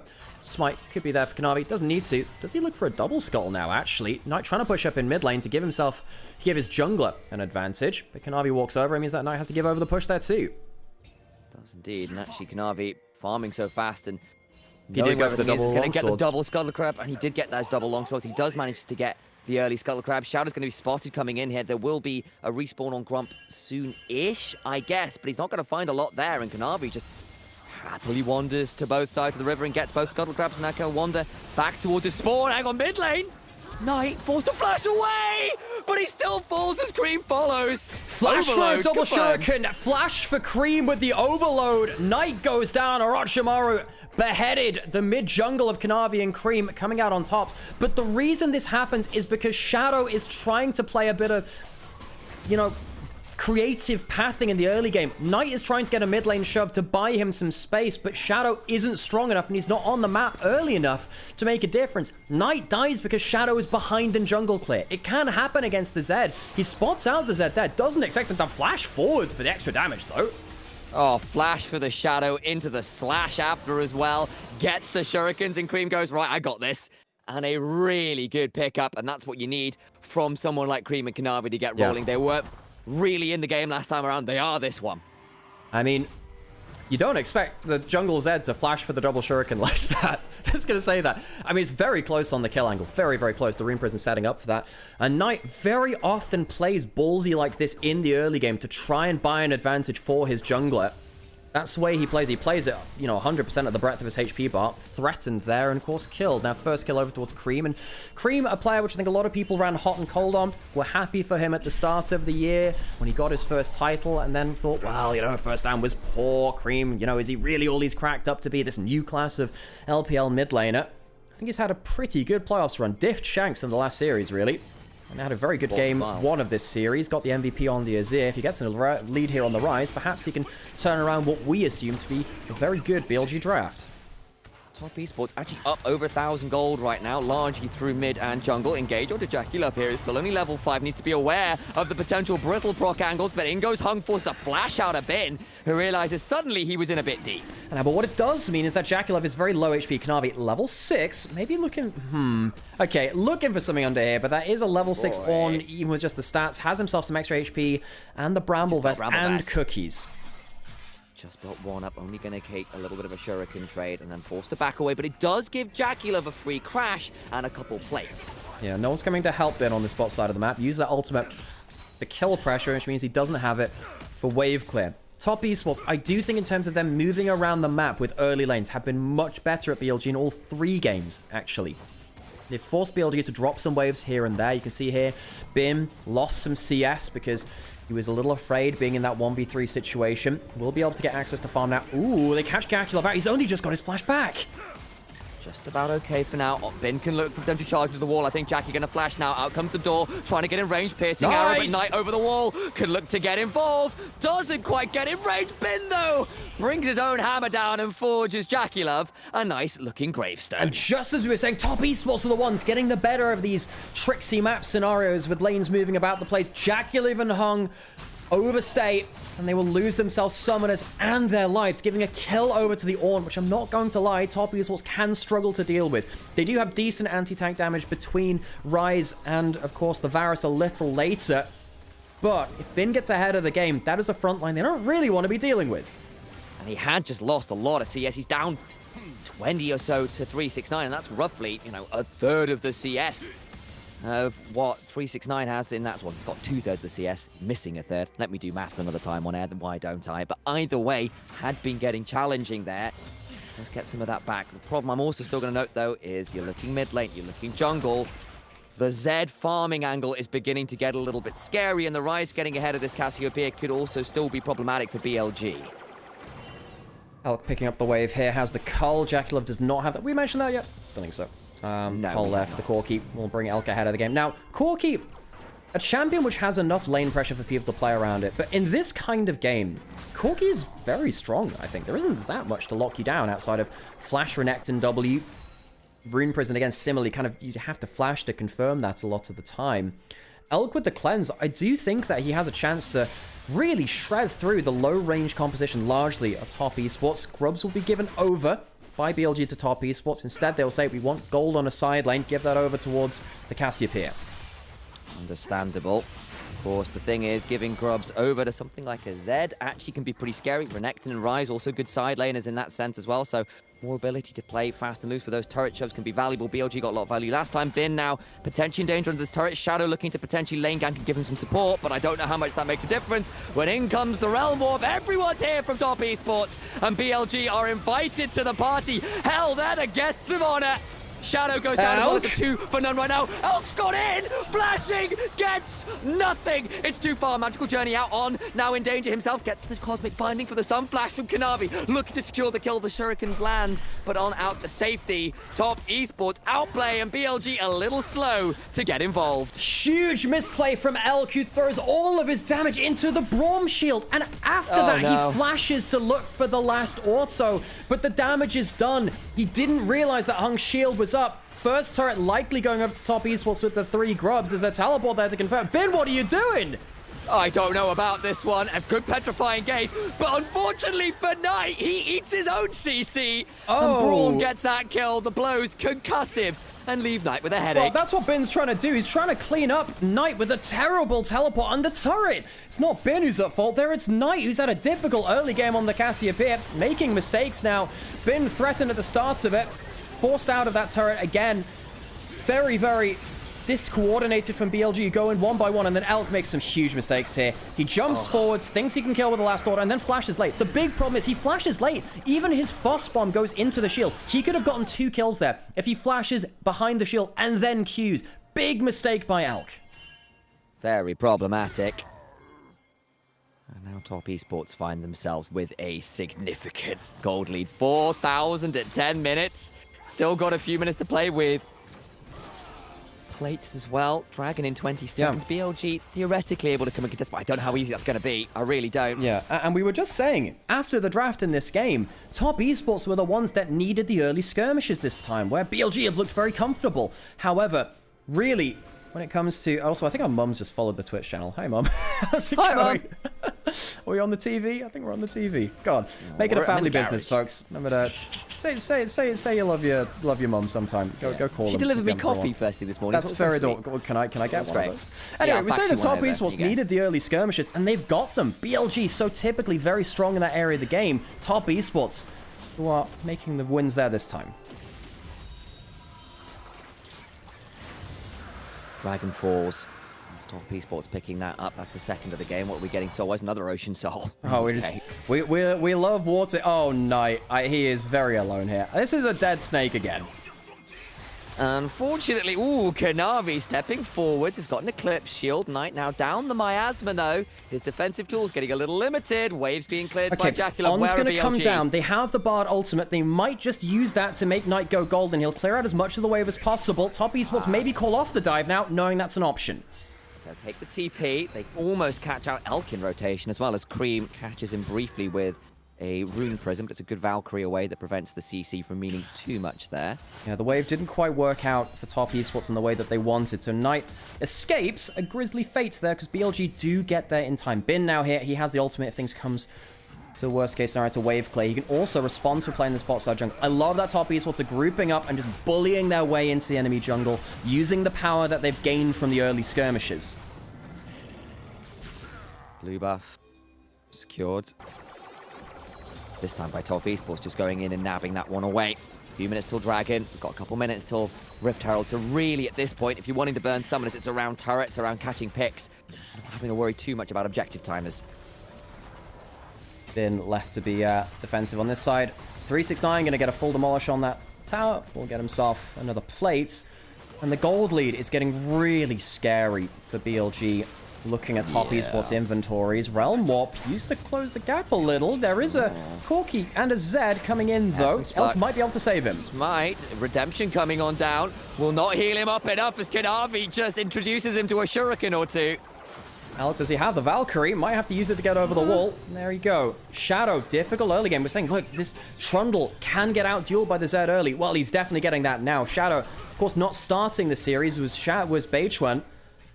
Came in, had a good game too on the Jarvan. Now he's the one that's really struggling individually. The largest individual gold lead on the map is to Kanavi over Shadow. The early jungle path of Shadow meant that Knight was left alone a little bit in mid lane, trying to push up to give him some space. I think it was just the coordination of mid jungle a little off, and now you do wonder if Top Esports win this game. Do they bring Beitra back in?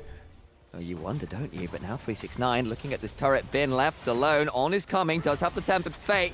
Can potentially make everyone go very golden, but right now, playing for the turret. On the other side, though, they know where the Bard is. And Kanavi looking for the 1v1. Gets a chunk on tonight with the death mark. Won't find too much more. Turret bot side, though, secured by Top Esports, playing both sides of the map at once. I really think Top Esports doing a great job of not over-pushing their advantage, but using it well enough. Right now, they're not going for the full dive in, must get the kill. They take the chunk, which is easy, but they realize when they're going too far. They play on the other side. They take the turret down there in the bot lane. Top Esports playing fairly measured for what we know of LPL teams. And I know that they're still an aggressive team. Every LPL team is, let's be honest. But Top Esports, when it comes to our top teams here in the LPL, are the team that are most likely to think again when something doesn't look like it's going to cleanly work out. Again, they still sometimes have their own strange, wonderful, what the hell are they doing moments, as every team worth their salt here in the LPL does that every so often. The Top Esports here, starting to play a more controlled game, and BLG are getting access to precious little farm and resources. They do. Herald's alive. A minute and a half till Dragon. Top Esports would like to play for one or the other. Soul point available to them on. Was looking at Hung, who's caught on the wrong side of the bottle rocket. Shadow trying to induce some diabetes there with all the sugar from that giant bottle of pop, but then goes to Herald. They're starting it up. Top Esports going to try and collapse. 369 looking at a tier 2 bot side. Slaying with Sucrose. Yeah, the Herald go down. It's an objective bounty. That's how far behind they are. Very rare to see them really in a game like this. 369 continuing to just wail away on turrets. Top Esports denying easy access to this mid lane turret. Elk needs the Valkyrie over the wall to try and get access to this farm. 369 could actually go for a dive here. Valkyrie is down, of course. Realm Warp incoming. Tempered Fate buys time for Shadow and for Hung. Resetting some of that turret aggro. Down very low. The Call of the Force God is summoned. Looking to knock them all up. They do bring down 369 and knock up as well. On to Creamy. Flashes into the Raptor Pit, but now On will magical journey over and bring everyone from BLG with them. Top Esports overplay on the mid-tier 1. Just as we said, Top Esports were playing a more controlled game. God damn it, they go too far into the mid lane there. Yes. Great play from On. Yeah, uses that bar to buy time to get BLG back into position. Bin then follows through with an awesome ultimate, and that will give them a numbers advantage for the Dragon. Perhaps this is their way to get another objective bounty and get themselves on the objective board. Jackie Love, down about 20% of his HP, could theoretically be problematic. A lot of flashes down on Top Esports. BLG with significantly more to work with. Top Esports don't need this dragon, but may look to contest anyway. Kanavi looking to see whether there's an angle to shadow in. Here comes the rest of top esports. It's going to be the kill here. Kanavi looking for the steal, doesn't get it. Oh, doesn't get it. Nice idea to look for it. The rune pressing comes down. Kanavi, death marking, trying on deny, flashes away. They get a couple. BLG beginning the comeback. Jackulov, lethal tempo, Propanel flashes out. Bin on the other side, flashing away. Knight potentially low, dangerously low. Blast cone knocks 369 back towards the river, and BLG get dragon. They get more kills. They get everything they needed to bring the game much closer. It's only 1,500 now. It's a second objective bouncy. BLG get that off the dragon. You were saying, well, they don't need the dragon, but it was a damn nice price to get. Delays potential soul from top esports by another 5 minutes, even if they were to get the next 2. They get the objective bouncy, and Knight massively outplays in that fight to 1, get a great combo onto Kanavi, and then stun him partway through that fight, meaning that the Zed, so much of the gold lead was taken off of the table on T1 Bard. Gets the huge play there. Of course, T1 playing in their own Game 5 right now against Gen G. We'll see which seed they end up. And a double stun on the turret. What awesome play by that Bard. Yes, Bin cleans up after, but this is not possible without the slick skill shots from On. There's some great stuff there, and BLG, even in a game like this, not to be underestimated. All right, mechanically incredibly proficient team who have managed to claw their way back from some mid-game fumbles of their own. This time, they catch top esports just overplaying it. They didn't need to contest that. Back in the picture though. Violence occurring. Cream's got to go down. Cream's going to go down. On gets the kill this time. Hell yeah, give it to him. He's had a great game so far on the Bard. 2-0-3. Goddamn, that's a lot of gold for a little old support Bard. Top esports will do have the 3 grubs though, and they're likely going to get this bot turret and the gold with it. Tier 2 falls. Top esports pick that one up. Expend the gold lead a little bit. There's that replay. Looks like it was a magical journey to catch out Cream. Nicely done. Herald in mid lane. BLG, of course, earned. That was their first objective of the game. I'll get down a mid turret. And Sam, the gold is basically back to even. They get it. Yeah. How have BLG managed this? BLG, very, very good turnaround for what was looking like an unplayable early game with the gold that they'd given over. Ornn is back to even, has good XP. Knight is a little bit behind, but it's playable now. He's got his 2 stacking items well on the way. Trundle is behind, but at least you're still a Trundle with your pillar and your ultimate. Shadow has definitely been the player who's been punished the most by top esports here. I mean, Kanavi in his interview yesterday on stage did say, doesn't matter if they send Shadow or Beige at me, I'll 1v2 them. Gotta say, Kanavi's had a great game here, but he needs to make sure the gold which he has been given is used well. He had a huge advantage. Now it's a big one, but it's not game breaking in the way it was earlier. 2 minutes till the next dragon. No Baron as yet, no Atakan as yet. Still got to wait 20 seconds on the second of those. Second item's beginning to come on through. Both AD carries getting that. The Muramana transformation not there from Elk at 18 minutes this time around. Shout out to his Ezreal. What an insane timing that was the last game around. Still, though, BLG don't have the best look into the rivers right now. They've got a little bit of something on this bot side. I think we are now at the point where the gold lead is close enough where BLG's composition will really start to pull its weight. Top esports, they're going to look for quick chunks where they can. I think particularly Jackulov's ult is the biggest tool which I'm looking for, because if you get a good Varus ult into Rune Prison, double shuriken, someone will die on BLG. That's the biggest tool available to them. If BLG manage to avoid that, use the Mikhails on it, which Honor's brought up, which I think is very important here, then I think they can slap back with stuff like the Ornn ult and the Tempered Fate very, very well. The Brawn can stop some things. You can't stop that Bard ultimate. That's a great chunk onto Elk. Great chunk. That might just win them the Atakan. Significant. Yeah, it may well do. It's already down to 6,000 HP. Where is Shadow on the top side, being zoned off by 369. Cream in a 1v2 is winning it right now. Hit by the Tempered Fate. Atakan secure, but Cream may now be the prize. But Elk and a Valkyrie over Cream. He's got a Seraph's shield. He's 1 versus 3 and takes one with him. On the other side, Ornn dies on the top lane. Bin didn't get the memo. Overstays around Atakan and top esports. We said they needed to use their pick opportunity. Cream, awesome 1v2. Opens up the Atakan, opens up the kill top lane and the turret with it. Top esports back in firm control. BLG will at least try and get this mid lane tier 2. That TP from 369 could... It doesn't suck, it's just a little bit awkward. Yeah, Shadow uses the ult there too. I mean, that's going to be the Trundle ult down. 20 seconds till Dragon. I mean, Cream is dead, but he has teleport. 369, I guess he doesn't have teleport and have to walk his way over. Perhaps without teleport or Dominus, BLG still think they can take this because the Renekton is out of the picture. Come towards the dragon now. Looks pretty dark on the bot side of the map for Top Esports. They do have the Cassiopeia for damage on the objective. Kanavi might have to go for a steal. Has the flash to potentially do some stuff. Miasma stops one dash. He has to go into the pit now, though. What's he going for? He's going for the steal. He takes it. Nicely done by Kanavi. Gets that one. That puts him at soul point. Knight left low. What about the rest of Top Esports? Slightly split off. Awkward flash over the wall from Bin. Realm Warp into the backside. Death Mark into the backside. Knight is lurking good time. Just about survives. Kanavi can't quite get it. Ball bring Bin with him. They do lose Jackulov. Elk picked that one up and slowed down by the Essence Plug. Where is the Rune Prison? Flash from Cream out of the Tempered Fate. Looking for some more value. Flash from Shadow. Looking to get a jump on down. 369 on top of the Valkyrie. Cream overloads the Trundle. Flash from On. Gets the Cosmic Body stuff. But Cream's got another Seraph Shield. Again, it's the bane of the bot lane's life. Blast going out to safety. Elk, I don't think has a flash or a Valkyrie to work with. Just backstep the Winter Spite and will survive.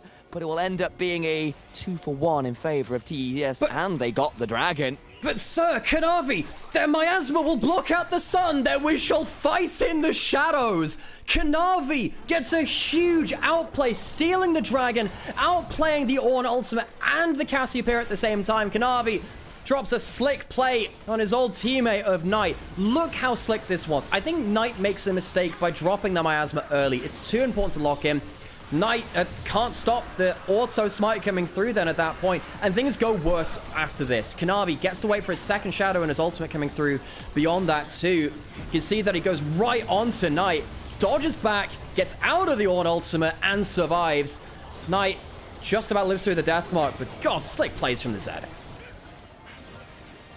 And at this point, Cream flashing out of the Tempered Fate. That was an attempt, of course, to keep Elk alive, and it just about does work. The problem is that to do so, it cost Shadow his life as he went to try and find some value, but Seraph's shield is just a little bit much, isn't it? And also, you know, Shadow's having a bad game now. You know, we can talk about Beitron in that last game, in the first game all you want, but Shadow now here at 0-4, failing his own damage combos. This is the thing about BLG. Either jungler can have these individual underperformances, I suppose. And while you look at one player and you may favor the other, both of them are on a similar level at this point. BLG trying to get that honeymoon buff. Shadow, he needs to start stabilizing. I do wonder whether they bring back in Beitron. What is their logic here? It seems to be a lot about vibes. What are they feeling like now? Bent takes that turret. Esports in the enemy jungle, just getting some wards down because, of course, what's spawning in about 30 seconds would be Baron. Kanavi looking to nab away this red buff. Shadow's over, and actually Kanavi smote early to try and get the passive off on the Zed. Can't get away with the steal. Yeah, so Shadow will get something back there. Let's have a look at the grand state of the game. Because of that steal from Kanavi, 3 dragons for Top Esports, threatening the fourth, the all-important fourth dragon, which gives you that big, big advantage in the late game. Gold, not crazy out of proportion, but you really look at that Zed and that is scary. Also, I think this Rise with the upgraded Merc Treads has a lot more to brawl with. Cream's had a great game here, 4-3-5, taking a 1v2 earlier, surviving that last play. BLG getting vision control though, and holding dominance over the Baron area. Navi scouts it out with the Shadow and finds the whole of BLG waiting. He's like, very glad I put the Shadow in there. He did, but then also Bin messed up that knockup. I actually think he could have caught Kanavi there. It was just a little short on the E. Could have changed a lot there. Poke coming through from Jackulov, even on the on-hit version. BLG failed their first push bait, and now Top Esports have a chance to push mid, claim vision back. Now he switches bodies with his living Shadow. Into the river they go, and they clear out the vision that BLG just fought so hard to get. In their own jungle, need to find a way into the river. Arrow poke from Jackulov. Again, it's the on-hit version, not the full artillery Varus, so it's more about up-close and personal damage. Less about that poke. Still nice to get. Top Esports managed to disarm the vision trap that BLG have, and now they get vision over the Baron. Dragon in a minute. Top Esports are in a position much like game 1 where BLG don't want to give the Dragon and they don't want to give the Baron. They have a hard choice to make. Top Esports won that game really heavily off of that. BLG, what do they do to escape the curse of BLG standing for bad late game? Theoretically, taking a Baron wouldn't be a bad idea, or stopping this Soul in 40 seconds, recalling on vision. Redemption interrupt. He's not getting the reset off in time. He's completely on vision. Vaculo can even charge up a Q and... Elk, my friend, you gotta choose a different place to recall. They'll spot it out now, but now suddenly, no recall with 20 seconds until the dragon spawns. Big win for Top Esports. BLG gave the soul for free the last time. Can't imagine they'll do that again. Surely not. Lord Dominate's regards built up for Elk, but he's going to be late to the play. Yeah, he may well be. Overcomes Elk. Into the jungle he rolls. Damage down on the waves. Okay, so BLG want to get into the river safely. They've done that realm orb over to the Baron. So Top East will say, okay, we can take the Baron or the Dragon. The Dragon is much less powerful for you. They will take the Baron. BLG will stop the soul. BLG will give over the temporary buff for a permanent one for themselves. Decision made. Top Esports, though, with the Baron, are getting a lot more value for BLG. It's just denying one of two really awful options. They choose the lesser of the two evils, but even then, this Baron may end up being a crushing blow against them. Really nice. And honestly, good use of that realm warp. A lot of the time, Rise, the value of a Rise is determined by the X factor you bring to the game with that global ultimate. Does it deal damage? Technically no. Yes, the passive does, but technically no. But it gives you more tricksy, creative ways to play the game. And right there, bring his whole team, teleporting them to the Baron, moving quickly across the map. It gives them that great objective for them. We're getting towards late game now, folks. Getting towards that, 3-4 items across the map. BLG, we said that the composition feels really good in late game, but now it comes down to execution. Shadow potentially has a pillar here. Doesn't quite get onto Jackie, who gets to turn around a little bit there. The Tempered Fate catches Jackie. Redemption coming on through. Jackie just about alive with the Glacial Fish and catches two. Indigo with the Living Shadow. And the Death Mark in the backside. Petrifying Gaze! He's dead, but they'll take two with the Death Mark. Grabs Knight from beyond the grave. The call of the Forge God comes on through, but the door comes on up. And unfortunately for them, the strongest heart is the strongest muscle. And Top Esports absolutely blast what remains of BLG. Elk alone must try and hold on to his base. But with Baron-empowered minions, the Legions march in to BLG's base. Top Esports, I think they've just gone on to match point. BLG look for a snap engage and instead find Doom. Boy. The Rune Prison comes out again, and Cream ensures the magic is looking like it's sparking in Top Esports' favor. Drama abounds here in the LPL. LCK may have finished, but fortunately for all of you back home, we've still got more action. Here we go, Game 4 on the Rift.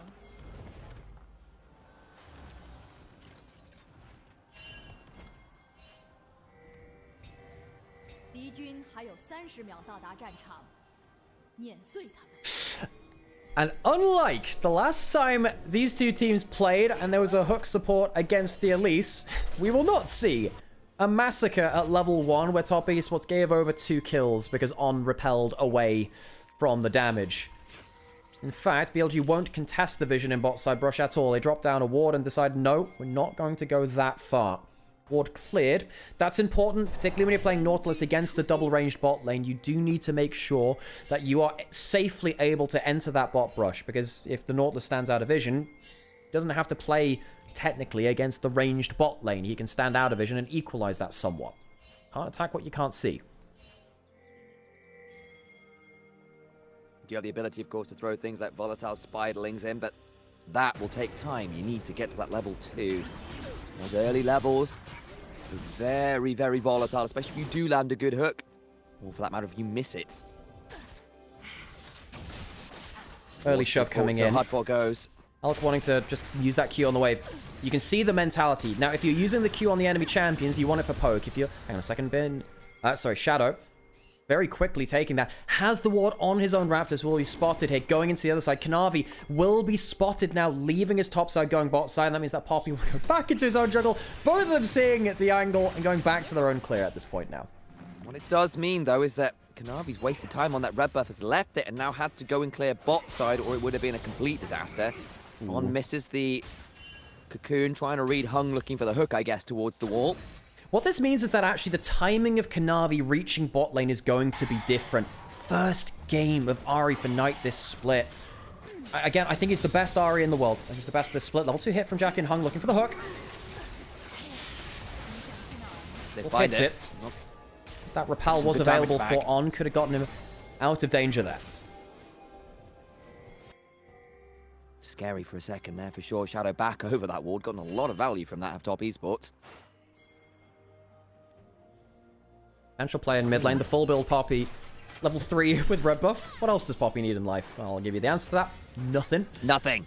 A Shadow. Sundered Sky? Oh, interesting. You see, Kanavi is now chasing Shadow around the map because Shadow's threatening a red buff still. He has that level 3. Now, Nocturne is good at the level 3 too. We'll have to spell shield the wall stun if it comes through, though. Looking to get a little bit of something here. They're going to throw down the Unspeakable Horror. The spell shield comes on through. There's the fear. Doesn't lead to all that much. It's going to reset here, actually. Ooh. Looking for the shove into the wall. Flash for flash. So Kanavi used that spell shield a little early. Now Knight gets the shove in and goes over. But I think with the flash down from Shadow, the threat is gone. They were tanking the red buff a little bit there too. So Shadow, despite getting an option there to attack Kanavi, can't quite execute on it well enough to leverage Knight's early prio. At least get Scuttle Crab from it. Can probably then look to take his blue side and maybe look at that bot side Scuttle Crab. Either way, Kanavi not being able to get bot side, and Shadow on the whole here just slightly ahead of curve. Yeah. You know what? The most important thing about this is actually bot lane being isolated. That's a cocoon. Where's the trap? Damage is good. Dead. Elk gets the first blood of game 4. Kanavi will go into the top side jungle, maybe try and deal with Shadow a bit. I'm a little bit worried if he does try anything here because Ahri can just walk over, even drop a little bit of farm. We will see a bit of a fight over the Grump. Smite up for both junglers. The angle into the wall. There's the spell shield down. Shadow can now get the stun to the wall, but the fear will come on through. Forced toward 369. Bin also coming on over. It's going to be an absolute skirmish. Kanavi gets a double Umbra Glaze on top of the Unraveled Earth. Nice! Looking for the charm. Knight gets the kill. Onto the Nocturne. Bin in danger as the darkness begins to rise, but the Unbreakable ain't enough. And it ends up 3-0 for BLG in the early game. Cream in danger. The Foxfires keep coming. Charm! Into the orb of deception, and Hug can do nothing but watch his mid laner die. The best Ahri in the world strikes early and strikes hard. BLG help out their jungler. With the solo lanes coming to turn the play, Bin and Knight save Shadow as Kanavi invades him and turn the game on its head. Folks, it's an early lead for BLG in a composition which thrives off of that. Shadow gets the phase rush down, but it was looking a little risky. I thought that 369 might be able to turn the damage around, especially with Cream coming through. But the solo lanes make the difference. Flash Q, the charm to make sure that Cream can't get any extra damage down. And with Cream getting the phase rush, it means that he runs so far away in the duration of the charm, he can't stick around for any extra damage. Blue buff active, plenty of mana, threads the needle, and Knight's Ahri.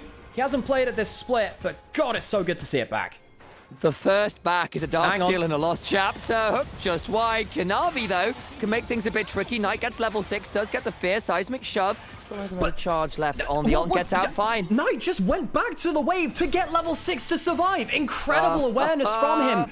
Really good presence of mind. Loses the ultimate. Shadow will get the Scuttle Crab. Top esports will get the ult out of the Ahri. That is a big thing. But Knight does survive. Jackie now potentially under threat as On and Shadow have find their way into this tri-brush. Grump, look in here. They're going to be spotted out. Hook potentially over the wall, looking for something. Jackie begins to throw out a few axes, but gets stunned up by the cocoon, preventing him from following up too much with some blood rushes.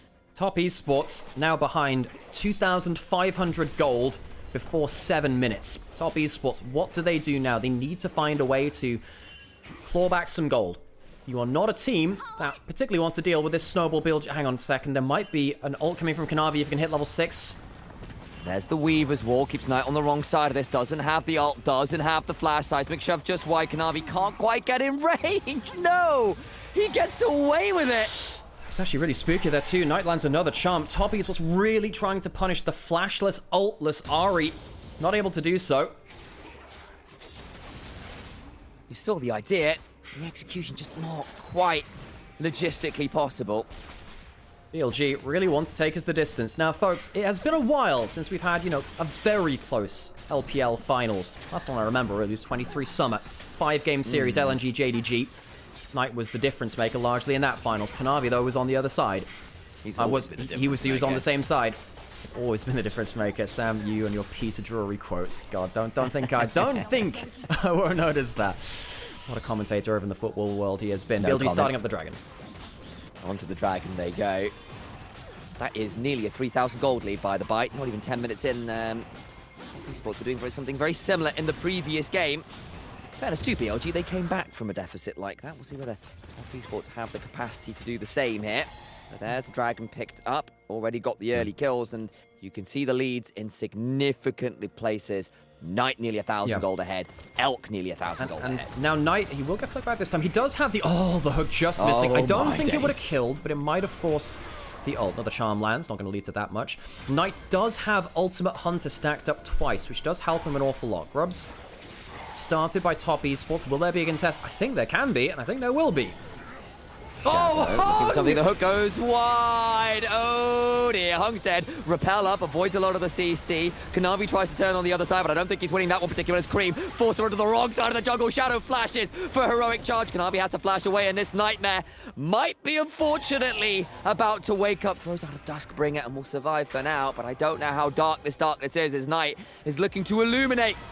The dark recesses of Kanavi's health bar. Flash with a bit of footwork secures the kill for Bin. Oh, Knight gets another couple of kills. Another couple of participation. The Grubs will not be a full house for top esports. 369 does have his ult. That does save him from a bit of the threat here. But the poke from the Cocoon Trap, nasty, nasty stuff. Top esports, once again, losing a big skirmish. And Hung's hook accuracy must improve. Some poor skill shots from the support, which I think has had a great split so far. Hung Fastly needs to level up here, though, to close out this series early for top esports. 2-1 leads are very vulnerable in League of Legends. Good chunk onto the side of 369. Under the turret, gonna try and get in range for an ult, and will not. Ace in the hole. The Tyrant of Noxus is, well, he's just dead. On even repelling and making sure that 369 could not ult to get away from the ace in the hole. 369 goes down, and BLG continue the onslaught. They took that last game personally. Walking up towards this top tower now, trying to get even more plates for the Caitlyn. Shadow taking the Krugs. He'll be here to potentially provide some more threat onto Jackal and Hung. Oh boy, everyone on BLG is flying this way. There's a steadfast presence. That hook landed, but not as easily as they might well have liked. Another plate towards Elkanon. And when BLG snowball early, when they hit the mechanical plays, they look so damn dangerous as they have this game, as they did game 2. Surely, BLG, don't drag us to another 5-game series against top esports to happen in the upper bracket. Surely not. Ever heard the one about BLG with the Ori and the Elise? No, how's that one go? No, I don't know. No, Sam Sally, I can't predict the next play in the game to really match that. Probably can will LPL like this, though. I'm just saying. Yeah. Okay, let's have a look at these item breakpoints. Early level ones being hit. Not level ones. Early first items being hit by BLG now. Sundered Sky for the Poppy. Collector for Elk. Knight has cooldown boots well on the way to the Malignance. And as you were saying, has a bunch of Ultimate Hunter stacks to make sure that even that long first rank cooldown of the Ultimate gets cut significantly less. Top esports need to be very aware that Knight is in a massive point of power. Gonna try and find some damage out. There comes the Cocoon. Flash for the depth charge. Kanavi in danger. Still got another Spirit Rush to work with. 369 forces Knight into the death realm. On the other side, Kanavi goes on in, but On is just fine for the moment. Trying to turn it around is finally brought low. Burns everything from top esports, but they will secure the kill on the Spider. Nautilus Ult gets good value. That Knight very close to turning it around onto Kanavi himself. But top esports bring more people to the play. Jackalev sadly not getting a cash in, though. Of course, we have to remember that about the Draven. You get a good enough kill, he gets very far ahead of the game. Jackalev, well, he's one of the best players of this champion of all time. Perhaps that could be the way back into the game for top esports. Hang on a second, Knight. My dude. Dodges that on the hook. Aware enough. Gets out of that one just fine again. About 230 Adoration stacks right now. On is going to find Kanavi. The shield is quick enough to immune the Cocoon. Something in 12. One of the consequences of bot lane winning so hard and these plates going over, BLG are uniquely good at this. On is given a lot of gold when he plays Elise support, if you can manage it. Because now he's got to a Proto Belt first item, which is actually really good. Teleport to the other side of the map. 369 was almost caught there by a Cocoon, but Sir Grompompulus Michael helps him escape. Indeed, and Elk will take the opportunity.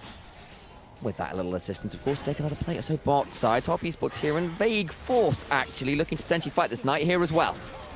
He is low damage, low health on this tower. Yeah. The siege of the Caitlyn, very hard to outweigh once they start getting a rolling. BLG pushing in mid, moving towards bot side, and even if Talia were to ult down, which she doesn't currently have, it would still be an uneven number fight. Rocket Bell acing the whole. Poppy gets that one, and Jackie Love with all of those stacks looking real lonely down here. A 4v1 of the Draven is just like, let me get the wave, please. Stand aside and gets that at least, but it is still his death. And half the stacks missing. Oh, he went from 200 and something to 127. A lot of potential gold eliminated. And BLG, they are the ones getting the value in the side lane dives now. Top Esports got so much of that in the last game. Jackalov will now get his first item, the Bloodthirster, but he's 2,000 gold behind Elk. Knight walks back into mid lane, has Malignance, 5 Dark Seal stacks. His Ultimate Hunter is, I think, fully stacked now as well, actually. I think he's got a kill and killer and assist onto everyone. Dragon started from top esports. BLG might still contest, though. Last plate, first turret, upgraded boots from the feats of strength, and BLG continue the snowball as hung. Is hung out to dry. All the while, they do at least get off Ari. That's not bad. To at least bring it down to 1-for-1. Bin, though, will go all out. I think Cream will likely be an additional trade. 2-for-1 plus Dragon in favor of BLG. Shutdown on the Ari is good, but they don't get the Dragon, and they still get blasted across the map. 369 using the 2 grubs to hit the top lane tower will similarly get something back, but they are down 7,000 gold and 2 Dragons. Top Esports. This is a drip in the ocean of what they need to match up to. Kanavi walking back towards topside, realizing that there's not much wave clear on its way from BLG. 4-0-3 on this Poppy. On as well with the Rocket Belt early has become his illegitimate own threat right now. That's what happens with the Elise sometimes. You are so low economy, you kind of become a threat off very little value. Can turn up topside. I don't actually know whether you want this. You can just get dragged down into the death realm. Hang on, if the cocoon lands here, there's an Ari behind. Yeah, I think this is a dead Mordekaiser. Oh my god! Jesus Christ! The Elise is still an Elise, even if it's a support. The damage from On and Knight slaughters 369. I was kind of half joking with the as actually legitimately an additional carry. Sam, he has some blood item and pen boots. That's the same as everyone else on the Rift. I mean, he's got Blood Razor as well. That's 2 as far as I'm concerned. Yeah, this is the power. BLG are the only team in the world that plays Elise support right now, and this is why they do it. If you can snowball that bot lane, the Elise legitimately becomes an extra threat from a support role. Knight combos up onto it, Herald will be theirs, Top Esports lose another objective, and BLG keep on a-rolling. They do. I thought with the Realm of Death available that 369 was going to be quite comfortable taking that. I think he thought he was too, and didn't get a chance to press the button. Ari comes up from downtown, and On just flexes the mechanical muscles and shows exactly why they have still been playing this champion. Now to mid lane we go with the Herald charge, and another turret goes the way of BLG. Hung went looking with the blast cone, depth charge on top of Elk, who's going to get blasted. Flash away, barrier, hook goes wide again. Z-Axis, thy name, is of course Death Realm. That's why it went wide. Either way, still get the kill. That's nice. Elk Import is shut down. Knight with the ult running can look to try and get over the wall. Now for safety, there's a mega blast cone, takes it to prevent too much easy follow-up, and so turret for Elk is the trade. I think Hung wanted to hook the Caitlyn who was in the Realm of Death. I think it would have actually hit if Mordekaiser hadn't pressed the ult button. Top Esports, a good kill back though, but there comes the Mega Cone. Great charm! And a wonderful charm and a wonderful cocoon, and Cream gets electrocuted, grounded out, as On gets another. This dive, this pick combo of the Ari Elise continues to be an utter menace. I have missed this version of BLG. They've shown it in bits and pieces over the split, and they're showing it here in Game 4 after getting blasted in the last game. Wallstone comes through, and there's another cone! Oh no!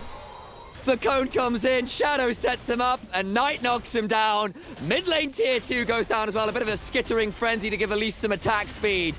And she'll pick up that tier 2 with the assistance to Bin. This is one of the most dominant games we have seen all LPL playoffs, and a lot of it has come through from On and Knight. Double pick combo. Charm and Cocoon both land at the same time. And it's just death to Cream. Cream's curdled. The milk's gone sour. We are decidedly lactose intolerant, as that dairy product gets forced out of the fridge and into the ground. Pull back away. 16 kills to 3. I remember when we were saying, wow, it's a bit of a slow series. Not anymore, it's not. This one's about as violent as you could please. Second item's largely coming in now for BLG as well. Look into the inventory of Caitlyn. Upgraded Berserker's Greaves all the way to the max value. Collector rapid fire cannon to accelerate the snowball. Same with the Ari as well. He's gone towards the Horizon Focus. This is all about early spike, all power, all now. Understandable with the way the game is going. They're nearly 10,000 gold ahead at 18 minutes. And Jackie Love at 0, 1, and 2 is yet to get a cash in. He is looking like his dividends are never really going to mature here. It's a real problem too that the, hang on a second, Dragon spawning in a minute. This volatile Spiderling helps a little bit. Oh, they catch him. Hook onto On, he's dead. That's a nice pickup. But no, it's the Nocturne that picks the kill. Depth charge, though. And maybe they can look at Elk as well, who doesn't have the flash to work with. Cream comes across, and that'll be both. Bot lane is surely dead. Elk's alive! Flash for Kanavi. Can't kill Caitlyn! A charm afterwards! And despite everything going right for BLG, for top esports, I mean, it's BLG who come away with more. Another charm, another knockup, another combo from Elk. Headshot after headshot after headshot, and Jackie Love can only find hate in his heart as Elk puts him in irons. BLG land all of the skill shots, and I'm left charmed as well because I am in love with this gameplay from BLG. Oh, it's so beautiful to behold. Top esports left stunned, just as you are, and I am as well. I genuinely thought Elk was a dead man. How he gets away, how they turn it around. When BLG are on form, when they're playing like this, you can't help but love them. Here we go again. On getting caught, the Spider just too short. The Spider kind of baiting BLG into thinking there was no one in that brush. The Nocturne and the Talia follow up, and they just don't have the damage. Jackie Love maybe could... Oh, he misses the ult just by an inch. Imagine how differently this could have gone. Knight dashing forwards into the play, spreading the Malignance burn, getting the Shred, landing another charm. The Horizon Focus really paying dividends at this item spike. It falls off after the second item, but right now, you get so much value. 3 charms in a row from Knight. Poppy comes in. Elk lives. Even a flash forward changes nothing. Oh my god. How beautiful gameplay is this? Elk, I think, managed to dodge skill shots by pixels 4 times in that one. The threaded volley, a pixel off. Kanavi just wide with the Duskbringer. Managed to 90 caliber a net away from the hook mid-fight. I mean, sometimes you remember why Elk is considered so highly within the LPL. When he walks that line so perfectly, you can see how dangerous he can be. Atakan's now up. 10,000 gold lead still there for BLG. They're at soul point as well. Game is all theirs all day. Check the inventory of Knight as well. Those 10 stacks have turned into pages. The Death Note brought up for Knight. What a player he has been. What a player he is. We have legends on either side of the rift. Jackie Love, a player who perhaps playing his last finals ever. Words of his retirement due to injury. He's battling through it for now, but how long will that last? Knight on the other side, his 10th LPL finals. Perhaps the greatest player to ever play within the LPL. Perhaps. He puts his name on the shortlist. Atakan starts at top esports. Can they contest? I don't know. The verge of Game 5. You can hear silver scrapes just faintly in the distance, and Billy Gaming are edging closer and closer and closer to it. The Weaver's Wall comes down. The Keeper's verdict. Low is on. Repels to avoid Konami, but it's a flip. He's in there. Flash away from On. Death from 369. They take the Atakan. Big win for top esports. All just about alive. Elk surely goes down here. Trapped in the Death Realm. And finally the darkness rises and brings the Sheriff of Piltover down. The Death Grasp comes on through, but Ari with the reset. Looking for more. Jumping on forwards. Charm finally wide. Bin, though, is such a menace. All out he goes. The strikes on Tofu. Crime is now about, I fear, to be claimed by Bin and crew. Flash on forward for a little bit more work. The Pathmaker comes down. And unfortunately for you, Cream, your building permissions have been denied. Top esports do get the Atakan, though, and they now have 49 petals. That is a huge victory for top esports. Remember, they get themselves the extra 25% value there, too. Knight also loses some Magi stacks, sticking around a little too long and losing out on, what is that, something like 50 AP from the 10 stacks loss? Yeah. This was a mess. Hung hit the hook onto the wall. The Poppy ult didn't achieve that much, and the wall separates out the carries. Elk gets way too close to the Mordekaiser. The flash forwards helping. Elk really should have known better on that front. BLG playing it fast and loose. The only thing saving them here is their gold lead. And it does just about save them, but it's still not a bad play for Top Esports. Those petals will give them a ton of XP for the next fights in the game. Bin played this one out really well. How did Knight end up dying? It was a bit of burn into Matakan there. I was wondering what it was from. Knight ended up dying, not Bin. Sorry, that's what I mean. I was talking about Bin getting a really good all out, and I was like, how did Knight? Yeah. All good. We can get our heads in a bit discombobulated in a game such as crazy as this. We now have very close to the Infinity Edge for Elk. 3,000 gold ahead of Jackulov. It's very hard to choose a player of the game from BLG so far. It's between Knight and On. I think those two have been so incredibly good. It's very rare that you see someone like Kanavi put down to 1 and 5 in the scoreline. Jungle and support for Top Esports right now are combined 1 and 13 between two of them. Shadow will cancel the ultimate as BLG keep on sieging their way through the map. 369 trying to shove it best he can. I'll note as well in that last play, as I was trying to say, Knight Bin managed to go all out and drag the Draven towards the waiting Knight, and he died for the third time, so we lost his stacks again. Still not cashed in. This is 40 seconds out of Basalt. Yeah, this is a bit of a jobless Jackulov here. Sat at 0 and 3, his most famous champion in some's eyes. 30 seconds till the Dragon now. BLG, I will say, not the best at turning up to objective, getting vision control and then holding onto an area. They prefer just to fight you, really. Not always about the setup. Right here, they've actually been second to the setup again. Knight having a full Banshees. They want to blow that spell shield if at all possible. Yeah, you want to know why they were late? It's because Elk went to buy Infinity Edge. He's now a full item up on Jackulov. Charm my days, just about spell shielded. Shadow, a little bit off to one side, but the ace in the hole coming on through. Triple knockup with the Keeper's Verdict. Charm on a 369, who does get the death realm up, but I don't think he'll win out that fight afterwards. Knight looking for damage to the backside to go Spirit Rush forwards, trying to get the reset. Shadow surviving. They do kill Ari. Draven finally gets the cash in. And that's a 1-for-1 as it stands, but finally Jackulov gets some value. Cream looking to turn this round for a little bit more. Elk and Shadow split off from the river. Yeah, poor fight from Knight there for once. Loses even more Magi stacks. Gives some gold over to Jackulov, but though a lot less than he had on. Still around, does not have flash, still has the repel. Might have to use it defensively. Not bad from Top Esports though. We were saying BLG, not always great at the setup for these fights. Top Esports getting the better of that. In the end, though, it's still Top Esports out of the river, and the TP's come on through, and Elk's been able to set up some traps. Soul, for all of the slightly scrappy team fight, will be BLG's. Will be Chemtech Soul. That will help them, particularly against that Mordekaiser, if someone has to duel out with them for the breadth of their HP bar. Jackulov, that shutdown, I don't think that cash-in is going to matter enough, sadly, for Top Esports. They're still 10,000 gold behind. Baron spawned. Will be the next big objective. The fight's over. 3 items quickly coming in for the rest of BLG. You'll imagine soon after this. Top Esports, what do? Hope for a Baron flip, use the Mordekaiser ult to get Shadow out of the picture, get an uncontested smite. That might have to be their way back into the game if there ever was one. Not a simple task to be sure. Been caught briefly, but at this point he's insanely tanked. He's 609 as a Cassante. Oh, Kanavi. Jack Show Kanavi is going to try and ult away, but the paranoia, unfortunately, was well described. They really are all out to get you. Onto the Baron they go with Kanavi. No ult, no health bar. BLG in position to punish anyone who overface checks here. Now, Kanavi does have flash if he wants to get into the pit. Mordekaiser not really close enough to get into the play either right now. It's going low. I think they might just have to give up the Baron.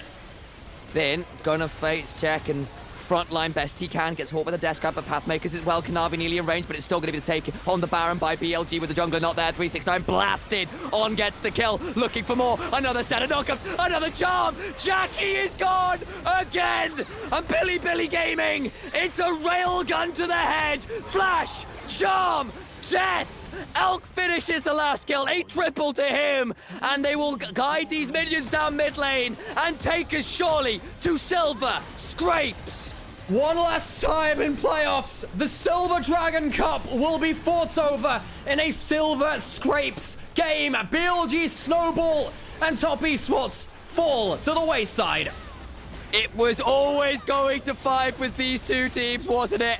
We have got a decider on the boards. Billy! Can it decide our final game of the day of the split for Grand Finals? One of these teams is going home as a champion, the other will wonder what if forever.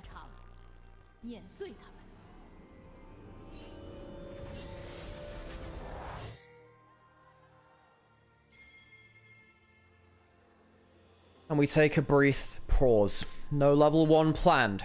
Sometimes we get surprised by them. Top Esports BLG, their game 5 in the upper bracket. Partly decided by a level 1. We see at least Caitlyn from BLG happen in game 4 this time. As we were saying, we actually think that BLG walk away, I think, with a better draft. Trading of, well, no, not trading of wards. On will have to walk over if they want to get something on the Raptors. Knight, how bold does he want to be? You'll see Cream over it. I don't think they can get themselves a ward down at the early levels. That could be actually very important. They get a shallower one into the river to spot Krynavi if he goes across the river. That will be it. Q missing from Hung. That's actually quite important. That early poke does mean an awful lot, actually. Very much can. A little bit of poke there from the blooming burst. Not much beyond that, though. Cream is going to be fairly dominant at level 1. You do have, of course, Door and Shield, which helps you a little bit. Hung, oof, getting quite close to pulverize range there from On, actually. They don't have vision into this brush just yet. They're about to hit the level 2. That's what they're fighting around here.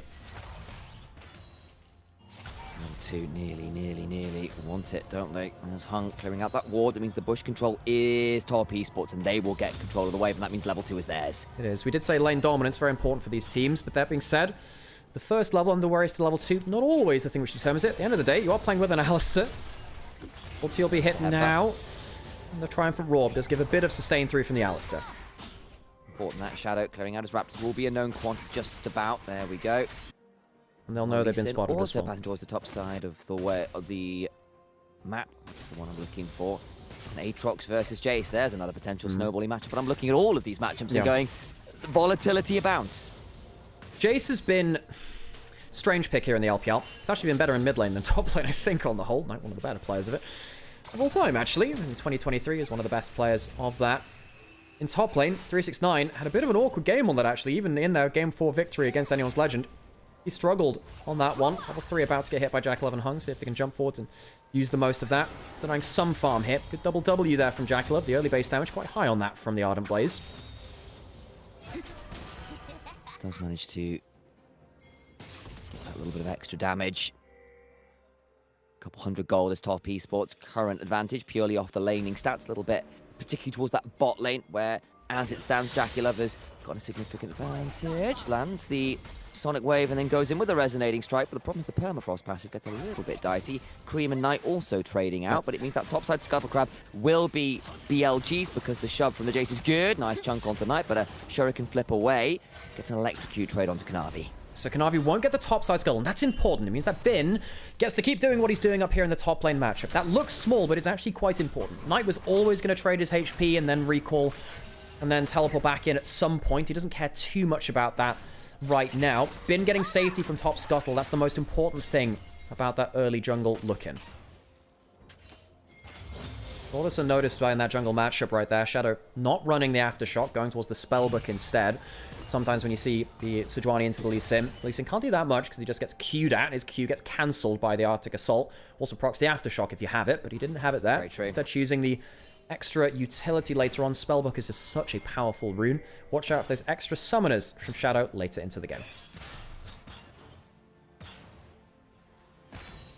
For once, despite the early volatility of these lanes and potential snowball potential on both sides, even if I think early on Top Esports are really indexing into it.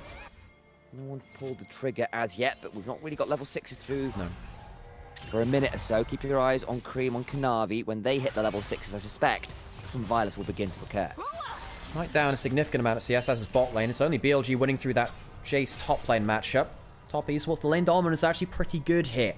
They can hold on to this, use it to push waves, get chunks before important fights. That's how we see the early snowball work in Top Esports' favour. It has been very knife's edge in the early game.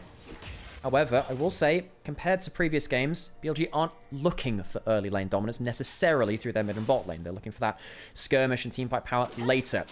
Akali will also be very good against this largely quite squishy team from Top Esports at some points. And the Jhin Alistair, very good at dealing with Top Esports. If they walk into a fight with their ultimates and enough stats ready to take the fight.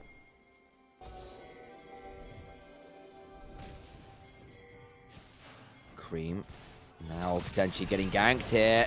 Gets stunned up. Cream throws down Tibbers. Flash away, but they can still look for some more. Permafrost passive comes on through. Knight will ensure that the execution is perfect. And they managed to pick up a kill at Shadow, who ends up the recipient. Good gank in mid. Was they lose a lot of farm for that under turret. Knight's still down gold against Cream. They would have liked to get that to the Akali. They'll shove one in now. That's quite important. Can they hold the wave for Cream? I think they might be able to, but if they do, they might lose the start of the Dragon. Na'Vi nabbing a few minions where he can. Cannon should be just about there. And we'll be in time, I feel, for the likes of Cream to pick we might that see a up. big skirmish here, Sam. This could be important. On goes in for the headbutt, the pulverize, the damage back is good. In goes Knight, Permafrost passive doesn't come across. They kill off the Alistair, Permafrost down, and the Lucian dies for it. In goes Kanavi, trying to hop back out with the steadfast and the argument there with the safeguard. Elk now in danger himself, does need to cleanse. The stun just wide with the disintegrate. Knight though is stunned up afterwards as incineration comes on through. Elk trying to turn down. Shadow gets Permafrost, glacial prison. Cream locked up, flash from Knight. And as he managed to pick up a double, does Shadow, and a flash for the fourth shot secures. A bright spark from Top Esports, but it casts an equally powerful Shadow. Sejuani for Shadow in this fifth game might carry him to his first title ever. The passive was absolutely destructive here in the fight. Oh my god, the Sejuani value. Jacula flash forwards, but the Permafrost gets so much value down. Shadow on the Sejuani. God, what a hero he could be. The six-man roster for BLG. Baytron in and out, Shadow in and out, both of them providing value to the team, but perhaps Shadow, the one to get them over the finish line. Hits level 6 midway through the fight. This jungler coming in for this split midway through it. What a story it would be. Away with it, hang on, we come back to live as Knight lands a shuriken flip, can look to be perfectly executing a few people. The curtains are called, looking for more, he's dead. Kanavi picks that one up, Shadow now potentially in danger. As he's guarding the Gromp, Kanavi can go looking for it on an Elk back towards the mid lane, and that's an important kill for Top Esports. We didn't see the intro to that fight. Knight going down, even in gold now, with Cream did pick up some value from that last fight as Mertred's first item. You can't blame him against that, Annie. Grub spawning now, Top Esports. Not too far behind, obviously. Been not actually getting an advantage versus the Aatrox just yet. We'll have to track that. 369 on the Aatrox was disturbingly good on this champion versus anyone's legend. Raid boss status was achieved for him. 3 grubs likely here from Top Esports, and there they are. No cleanse for Elk. Then we look, Elk doesn't have a cleanse. He's hit by the Tangle Barbs after the Blooming Burst about to come on down. They don't quite have the damage. Jackie, no flash, can't get on top of it.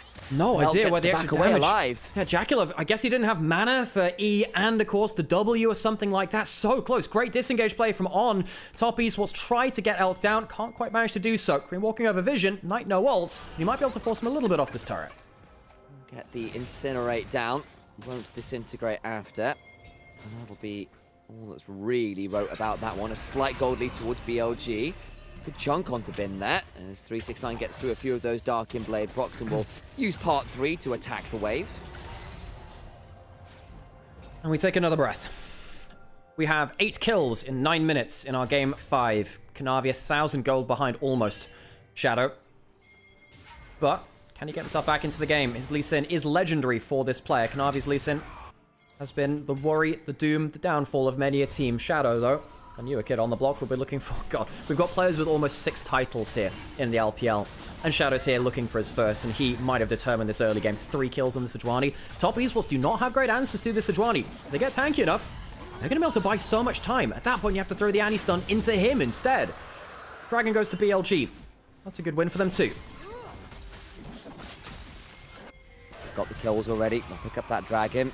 Marks towards feats of strength, beginning to stack. Top lane teleport from the Annie, interestingly. Looking to get value out of these 3 grubs. His ult's not back, but he does have the stun. Level 6 available for On. You can't make a play around the ult, Alistair, surely.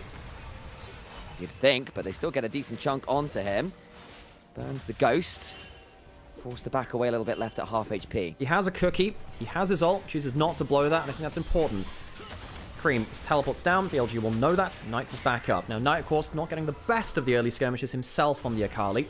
Failed to play it into the Annie. It was a very early Akali pick. I think it was actually mainly a takeaway from Cream The Akali itself, I don't think it's going to be the main character for BLG, but the fact that Cream doesn't have it, being one of the best Akalis within the LPL, it'd be important. They're going back towards Bin. They really want this. They've not defended them enough. Here they go again.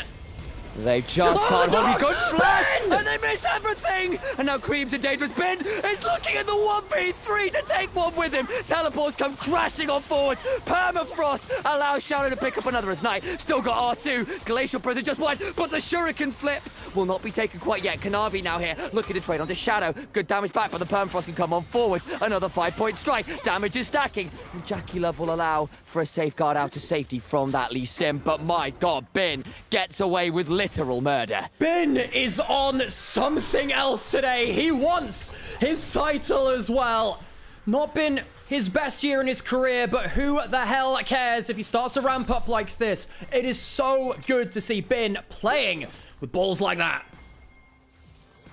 Play towards Knight, and we get the reset for it over. It is Shadow. Let's have a look again. It's a 4v1. It's a ridiculous predict. He manages to flash. I can't believe it. I just cannot believe it. Never in my life have I seen something like that in pro play. Bin does it again. I just can't believe it. The flash away from both ultimates changes the course of this top side. Oh my God, Bin. Now Knight's left alone under this top side. He has Merc Trez. Does he have his W? Might need it to outplay here. Toppies, what's really want to make the side lane work? They don't have that many flashes to work with. Kanavi does. Keep your eyes on that. Shadow also around. Doesn't have a Glacial Prison, but it may not matter. Cream stepping up, will get a plate. Not looking for the dive itself. Couple minutes for the next Dragon. Couple minutes for the next Herald. That means this plate and this turret.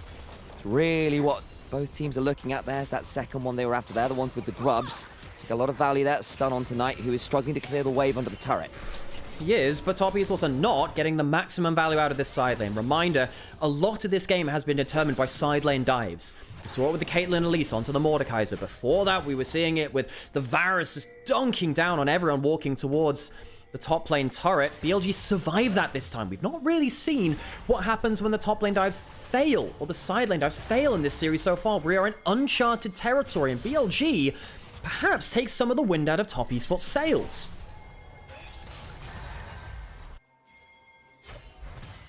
You've got yourself Annie, Lee Sin, one item. Now is the time to strike, or I get worried as the game gets later. This Jace, this Akali, Sejuani, Alistair becoming more of a frustrating frontline, the Jhin providing a lot of CC, the limited CC from Top Esports. All of these things start to mount against Top Esports. Their point of power is now. And for me, it's not really led to all that much. Held, they're down 1,000 gold. They still have chances to make these dives work. If it fails, try again, of course. Can't avoid to not to. They have to do something. This Lee Sin is going to get increasingly less value as the game goes on, unless you get those miracle kicks, which are very hard into Alistair and Sejuani. Now, going on to the side lane, it's Bin. He's got himself Phase Rush, worth noting, not the grasp in this game. A little less tanky, a little more escape potential. Around majority of this year, we've seen that tanky Jace. First turret will go to Top Esports, no surprise there. Yep. Top Esports get it slightly delayed. Now it will be down to the next objectives to decide who gets themselves the feats of strength. BLG choosing one turret for 2 trade. If they get the mid lane out of turret, that's a huge victory. Remember, they don't have any grubs at all. They just take it straight up. And they got the bot lane turret as well. That's a huge win. And now they can potentially collapse as Top Esports are looking for the tier 2 top side. That's the trade, so it's a 2 for 2 in terms of turret trades, but BLG are on the hunt. Look at the collapse coming on forwards. They're not looking for the big fight. Elk going back towards mid lane. Now, I know in chat you might think, well, isn't it a 2 for 2 turret trade? Isn't that better for Top Esports to get the inner one? Mid lane outer turret is the most important turret in the game. It gives you unparalleled access to objectives and safety when the enemy team wants to start pushing you around as well. BLG with 2 outer turrets down opens up many more entrances into the enemy jungle, and with their composition, which can jump over a wall with Sejuani, have the Jhin follow-up, Top Esports must now have their heads on a swivel whenever they walk into areas of darkness. BLG have some real threat here. Herald starts it. BLG don't bring that many other members to the play right now, but they still want to keep on this objective. Teleport available from Bin.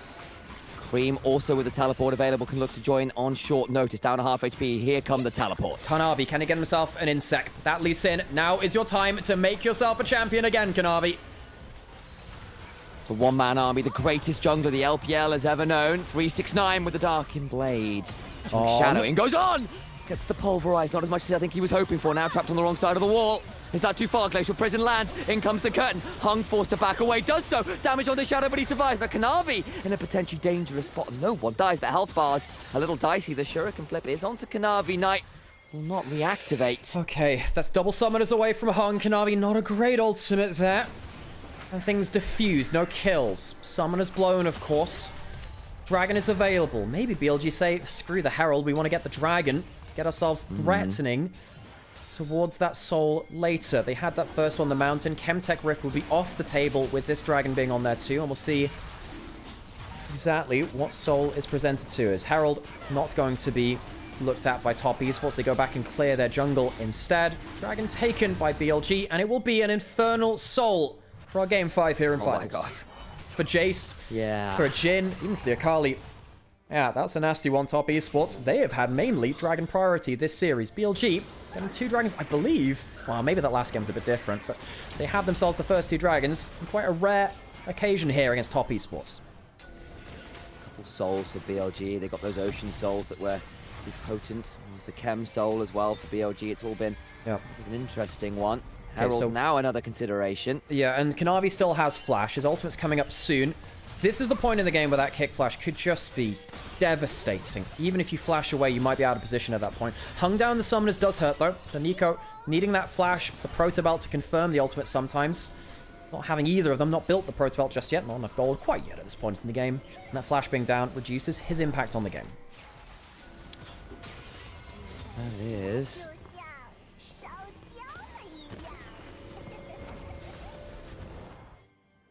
Herald still up. No one started it as yet, though. BLG, I will know, are the ones in the river right now with the lane priority. There's a quick look at the vision. Top esports coming over to contest. Hung in the form of Lee Sin. The terrain really working out in favor of top esports. BLG really don't want to be stood against that wall there that the Herald's against.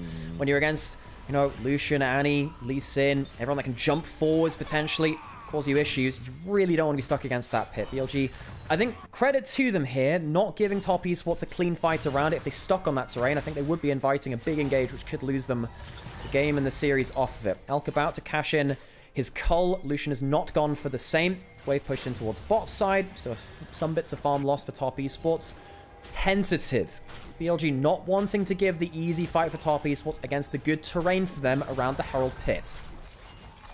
Lucian with the 2 items himself, of course, though. Got the Essence Reaver and the Flicker Blade, so despite not going with the color, still hitting a pretty decent spike here. A lot of ability haste, a lot of cooldown reduction on those basic abilities that can make a lot of value here for Lucian. Just want to cycle through passives as often as they can. Herald started by BLG. Okay, so they'll take that down. The melee synergy of the Akali does mean that they take the Herald pretty quickly with the Sejuani. Lee Sin saying, screw this, I'm taking your jungle. Gets 2 camps on the bot side, which is, it's nice. You'll get something back for Kanavi, but then again, individual advantage for the Lee Sin. Feels like the time for that sort of gone, really. Giving the Herald to BLG, that feels way more impactful. It does, but at least with a lot of those outer turrets already gone, getting value out of the Herald is a little bit harder. But feats of strength go to BLG from that. Very true. That means that actually, oh no, Knight, well, hang on a second, that's a stop on the recall for Hung. He doesn't have flash. The Ignite comes through and Hung now trapped. His Shadow's coming on forward. The Deadly Forest Ladder. Knight is going to be donated the kill. Thank you very much. The Nico is hung, drawn and quartered. A dubstep Ignite from On. Puts Hung down to the beat of the drum. Knight gets himself a kill on the board off of a terrible recall from Hung. Oh, the Ignite interrupt. He was just about out, and then he wasn't. Awful reset. Costs them big. And the kill going over towards BLG, this time into the hands of Knight. And the gold lead at the top of your screen now beginning to just slowly creep BLG's way. Minute and a half until soul point. Giving that gold over, it worries me, because now you have the feats of strength. There's triple Merc Treads on BLG. If you can upgrade them too into the defensive feats of strength Mercury Treads, the extra magic shield on top of it, the extra defensive stats, that is impactful. Top esports, they don't have that much damage to spare, I don't think, if it goes towards multiple targets. Getting that onto Akali, onto the Sejuani Jace, that could be a game changer. Atakan is now alive. And folks, the game is not so far gone for a game not to be thrown by an Atakan. I'm firmly of the belief the game is never far gone enough to get thrown, to not be able to be thrown at the Atakan. Perhaps top esports, who are mildly behind the game right now, to start putting their crosshairs on that area of the map and look for a way to get themselves into the lead. 40 seconds till Soul. And again, Soul Point, I apologize, not quite that close. But again, you get Dragon into Atakan, and that feels really, really good for either team. BLG favored, but not so favored that it can't go wrong. And how LPL would it be for it all to be decided around an Atakan flip? Bin is about to get himself the Muramano, and he only needs like one extra skill shot, I believe, to transform that over. Atakan taken, well, started to be leashed. 369 pushing out topside, has teleport. Knight choosing not to answer that and saying, no, screw it, we're going Atakan. We are moving down here. You teleport first. Folks, we might just flip it around the most burger-like objective in the game. The coin is tossed. Is it red or blue? Heads or tails? Top Esports or BLG? A shuriken flip lands onto the back line, and the coin lands on the floor. I don't know about this. The Herald Herald willing to fully commit. Now the Dragon is alive as well. Did BLG say screw it? We go the Dragon instead. Get early Infernal Soul Point. I think they do. Herald summon, helping them push out bot side. I don't love this. I think they could have used that as a battle Herald midway through the fight. That won't be the case now. Atakan will not be leashed. It's going to have to come down to a steal from Kanavi if they want to contest at all.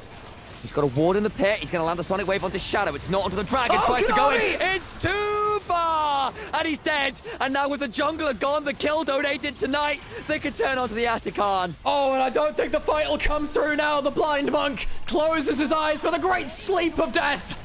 And the Glacial Prison lands onto the World Ender. Pop Blossom is good. The turnaround potentially better. They've blown up Shadow. Hung dies. Jackie Love landing the piercing line. He misses! It goes just wide. And Jackie Love survives. BLG. Bubble. Deadly flourish from Elk. Finally finishes what the Akali started. And we're down 2 men to both sides. It is a mess. The Atakan is not taken. BLG take the third Dragon. They will take, what, 3 kills in the fight, a cost of 2 of their own. Knight can't quite get the perfect execution and goes down.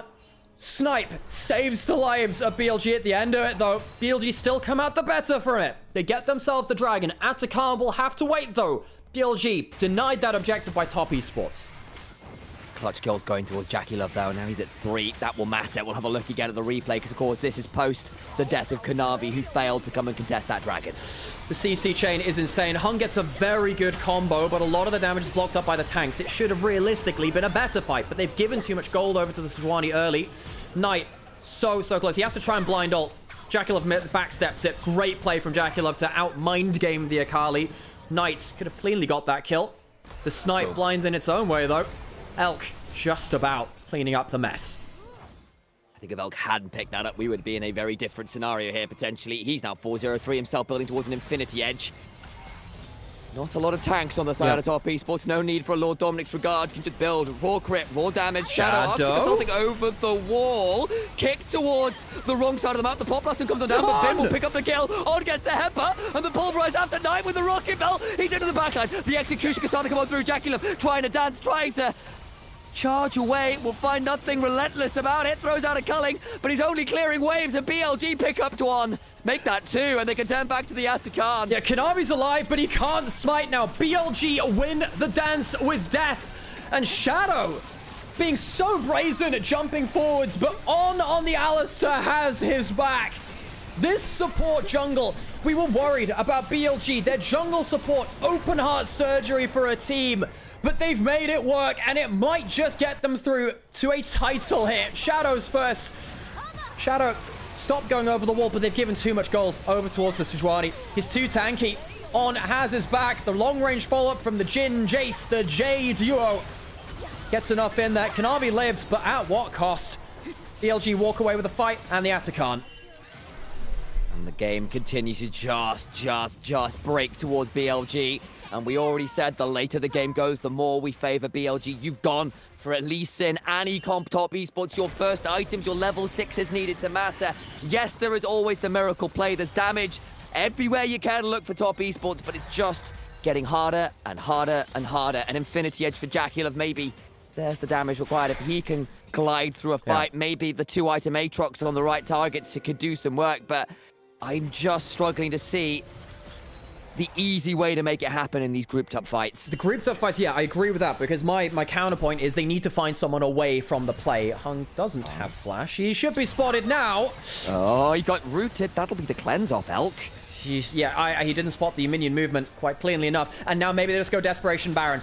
Hung has himself an ult. He doesn't have Flash. Elk, no cleanse. BLG, now they're the ones which have to approach top esports on the objective. Gauntlet thrown once more. Let's dance.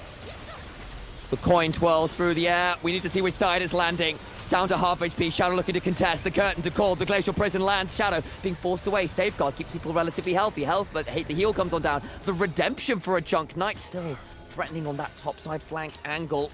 1,000 damage from the Alistair, the current leader in DPS. Yeah. That says a lot about it. The Nico clone soaked the accelerated shock blast from Bin. That could have been the death of Hung. He had no flash. Now his flash is back up, and I can't see it on the right-hand side right now, but I think Jin's is still down. Top esports, they want to invite BLG into them. If they can find a split, they've gone back into it.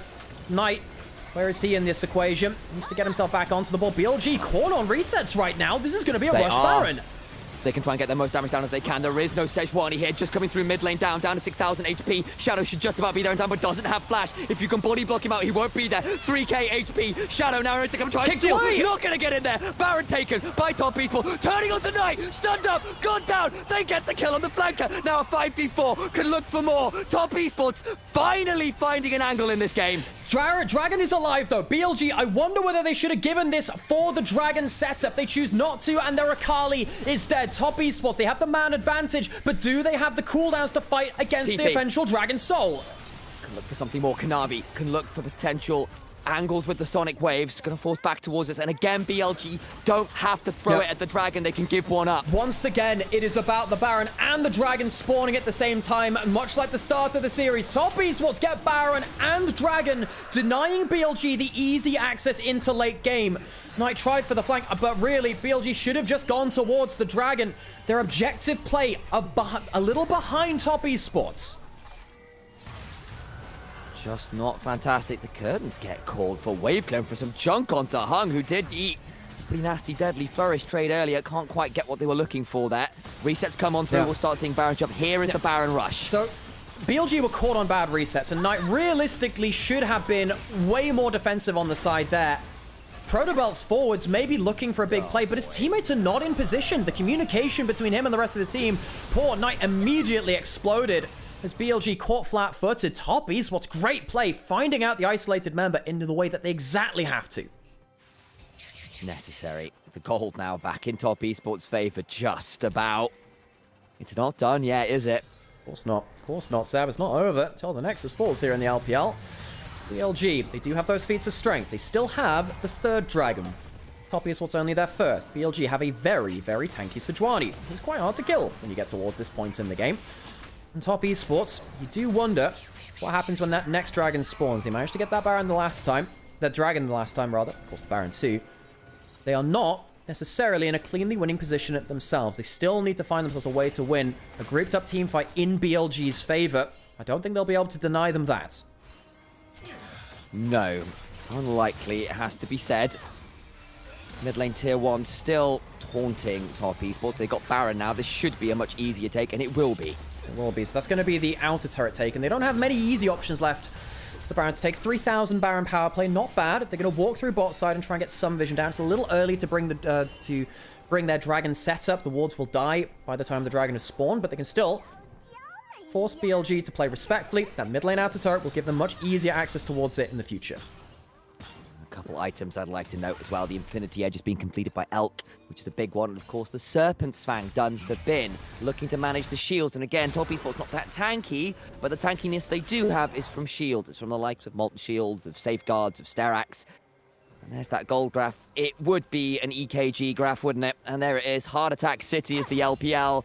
Game 5 in a grand finals. Yeah, it could be no other way. So, BLG, they are in a position which has not favored them all the time. About objective setup, late game decision making. BLG, most of this split, have been bad late game. Dare we say it. Top esports, they've been perhaps our best objective team across the LPL teams. Can they use that to win themselves a title? It'll be 2 in a year for top esports after 3 years away from a title. The last one was in 2022 for top esports, the spring of that year. It has been a long time since top esports were our dominant team here in the LPL. BLG were that last year. They've spent a few splits away from the title. After the last Worlds Finals, we thought it would be a shoo-in for them to be a top team. Not nearly been as easy as that. 2 minutes till the Dragon now. The setup really starting to commence at this point. Any pick at this point could determine the fate of the Dragon, perhaps the game. Observers just noted on that reset a couple key items from 369 and Jacula. GA for the Lucian. Important. Death Stance for the Aatrox. Those are big. Minute and a half until that Dragon. And one of these teams will be ending the year in glory. The other, job is not done. BLG, despite all their woes, are going to Worlds one way or another. Top Esports, some sins still to be forgiven. Win today, and you're absolved. You head to Worlds, lose, and regionals await. Minute till Dragon. Resets coming through. Akali will get their last buy before the Dragon. They do have a teleport. They could wait around for another and get some use the large rod. Bin can do similar if he so wishes. Gets himself the execution is calling. There's a Bramble Vest on Shadow for anti-heal as well. Very much helps against the Aatrox, of course. BLG have access to bot lane River first. That is 1 point in their advantage. Top Esports, of course, the Baron timed out much longer ago. The defensive items from BLG could potentially be game-changing for them. Shadow needs to be a little careful here. A lot of damage onto him. They're donating Kanavi the mid lane wave. I wonder whether he's trying to rush for GA. Perhaps that could be huge for him. Yeah, I think they are. I think that's exactly it, Sam. I think you've called it right. Can he get the recall? I think it was just stopped by a shock blast. That shock blast stopping the recall means that he's going to be late for the Dragon take. The BLG know about it. Perhaps they do. Joe, he stopped again. He stopped it with the redemption. He can't go back for the GA now. Big win for BLG. That might change everything. No GA on the Lee Sin. He can't leave anymore. Shadow has himself his HP regen back up as well. 10 seconds till Dragon. Kanavi denied his final base. Top Esports pushing up mid lane. BLG might just call their bluff and say, no, you come towards the Dragon. The night is dark and full of Billy Gaming members. Into it they plunge. Lanterns lit, praying to find the flanking Akali. Getting rushed. Assassin, scary. Dragon started. Watch out for the Lee Sin Q. It could dumb down to a steal. We are flipping for the soul. Again, the coin goes into the sky. The next one pressure the Bomb Blossom. Taken by Elk. Infernal Soul. And the fight is Billy Gaming's Knight with the triple. Knight looking for more. It will not be the pentakill, but it might just be a quadra. But no. Jackie killed, and the game is over. Knight Sakali slices every throat in front of him.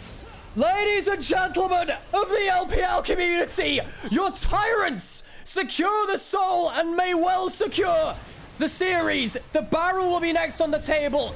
BLG get a huge lead off of the fight and will claim themselves domination over the late game. The multiple back cancels onto Kanavi to stop his GA purchase, which he finally gets after hitting the sepia screen. That may well be the overlooked play which wins BLG Game 5. 3,000 HP remaining on the Baron, and it means nothing at all. There's Soul, there's Baron, there's a mid lane tier 2. Knight might have gone a step too far, but no, he certainly hasn't. TP's behind. They're trying to get something here, but I think it's desperation. Knight's not going to be threatened. They'll TP in to help keep himself. It's Shadow with the spellbook on the Sejuani. We look again. Elk secures the Dragon. Knight eviscerates the team fight. They save the fourth shot. So much damage. The ultimate from the Sejuani onto Lee Sin means that he can't kick them away, and Knight gets the flank to end all flanks. Knight, truly superb a player. It's not been his easiest game, but god damn, the damage from the Akali and the Jhin takes over. We were all wondering whether it might end up being the pentakill, but Elk ends up picking it up there and denying it in the end. I don't think you can begrudge it too much. You got the Dragon, he's 5-0-8. You can't grudge him too hard.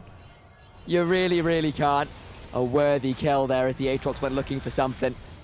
Now it's BLG's turn with the Baron, and they've got Soul to work with and range to work with. We've not really talked about Bin's chase. He's not been the main character this game. With Infernal Soul, he might start to claim a bit more screen time. Pop Blossom is decent. Into the backline they go. Turret goes down. They've blown up the Jhin. Shadow now in danger. He's getting hit by the culling. Jacula rotating through. The Vigilance passive. Everyone deserves a second shot. And maybe a full salvo. 2 members dead. They didn't count the minions. Knight is on the flank. How much can he do? He can kill both. Here comes Knight. Perfect execution. Guillotine down. And they get more. All the while Top Esports now in danger. They just blown up the Alistair. Knight now in danger himself. Bin is TP back in. The Solar Lenners. Of course the Solar Lenners. Hung flashing away. Knight out of the Twilight Shroud. Claims another in the 1v2. He's looking for everyone down to the GA. Kanavi loses it. 369 trying to find some value here, and Knight is having none of it. Bin goes to the skies. Kanavi needs to one hop away. And despite Top Esports finding two, Knight says no. Day turns to night in a way that only BLG's mid laner can shut off the lights of Top Esports comeback. 9-4 and 9. It wasn't his early game, but it sure as hell is his late one. Knight on Akali wants to become the most decorated player in the LPL of all time. They don't count the minions. Hung, awesome slapback. Almost threads the needle for Top Esports to mount a comeback against the Infernal Soul. Credit to Hung, a player who has had a difficult year, but an awesome split 3. Almost found the winning play, but Knight swings the sword, decapitates 2 enemies, and BLG find themselves once again at an advantage. I hope you're all enjoying this, folks. I hope the popcorn is still topped up. I hope the heart rates are still manageable. Hell, I kind of hope they're not. BLG on the verge of winning the LPL in summer, in spite of everything, in spite of the stories of their demise, of their collapse, of the dissections we were doing on their level of play. In the end, it matters not a fucking bit. Well, comes forwards from Shadow. They have the Infernal Soul. Good damage there again from the pop of it. Trying to push in, to zone them off the tower. They don't have minions to work with, but maybe they don't need them. Turret dead. Base finally broken. I say that, I speak a little too soon. They can't quite clean it up, but in many ways the work is done. I will note the timer in the top right of the screen. 1 minute and 25 and counting towards Elder. I think we might be flipping at it. I don't know if it'll come down to it, you know. I think BLG can force a fight before a bin. Inside lane, Jackie Love has summoners. He's gonna need something flashing away as the permafrost lands. Great bush bait from Bin. Was threatening, real kill threat there. Shadow didn't have the ultimate, of course, he used that before. The Infernal Soul makes it so hard to walk up. You're not that tanky as a team. That Infernal Soul from 4 different people proccing it on you, yeah, that'll add in a load of extra damage. Kanavi, it's dangerous for him to walk up here. Jackie has now just picked up the Lord Dominic's regards. He needs to send a very strongly worded message, I feel, here. With regards from Jackie Love. Again, perhaps his last ever finals here in LPL, his last ever series here in LPL. If he were to win this one, we'd have to play through regionals after that. There is word of his retirement. What a career he has had. Many players in BLG and Top Esports can claim the same. 30 seconds till Dragon now. BLG looking for smoke and mirrors. Top Esports will need to be so afraid of that random damage coming out from nowhere. In the wake of the era of EDG and RNG came a new cadet of teams. Among them were Top Esports, were Billy Gaming, and these two titans of the modern LPL age are about to decide LPL finals over an Elder flip. Oh god, so much damage from Bin. Lands one shot blast. They managed to find out Kanavi, Zoe from Jhin. This stuff is scary. You don't want to give that up. He'll regen a little bit, but these are the kind of picks which are a problem. Glacial Prison goes wide, but the curtains get called. Someone's going to be forced to take a bow prematurely here. The traps, the fourth shot, the damage goes down, Hug is gone, into the backside they go, Knight is there, kicked away is on, flash for the perfect execution, and Knight again begins to cycle through the queues, and all he's handing out, like his chess piece, is L after L after L. Top Esports wasted. BLG will find themselves their championship. Shadow and Baytron will become first-time LPL champions, but Knight will stand above the rest as the most decorated player in Chinese history. 6 titles for the man in the mid lane. Somehow, someway, heavy is the head that wears the crown, and despite the failings in winter,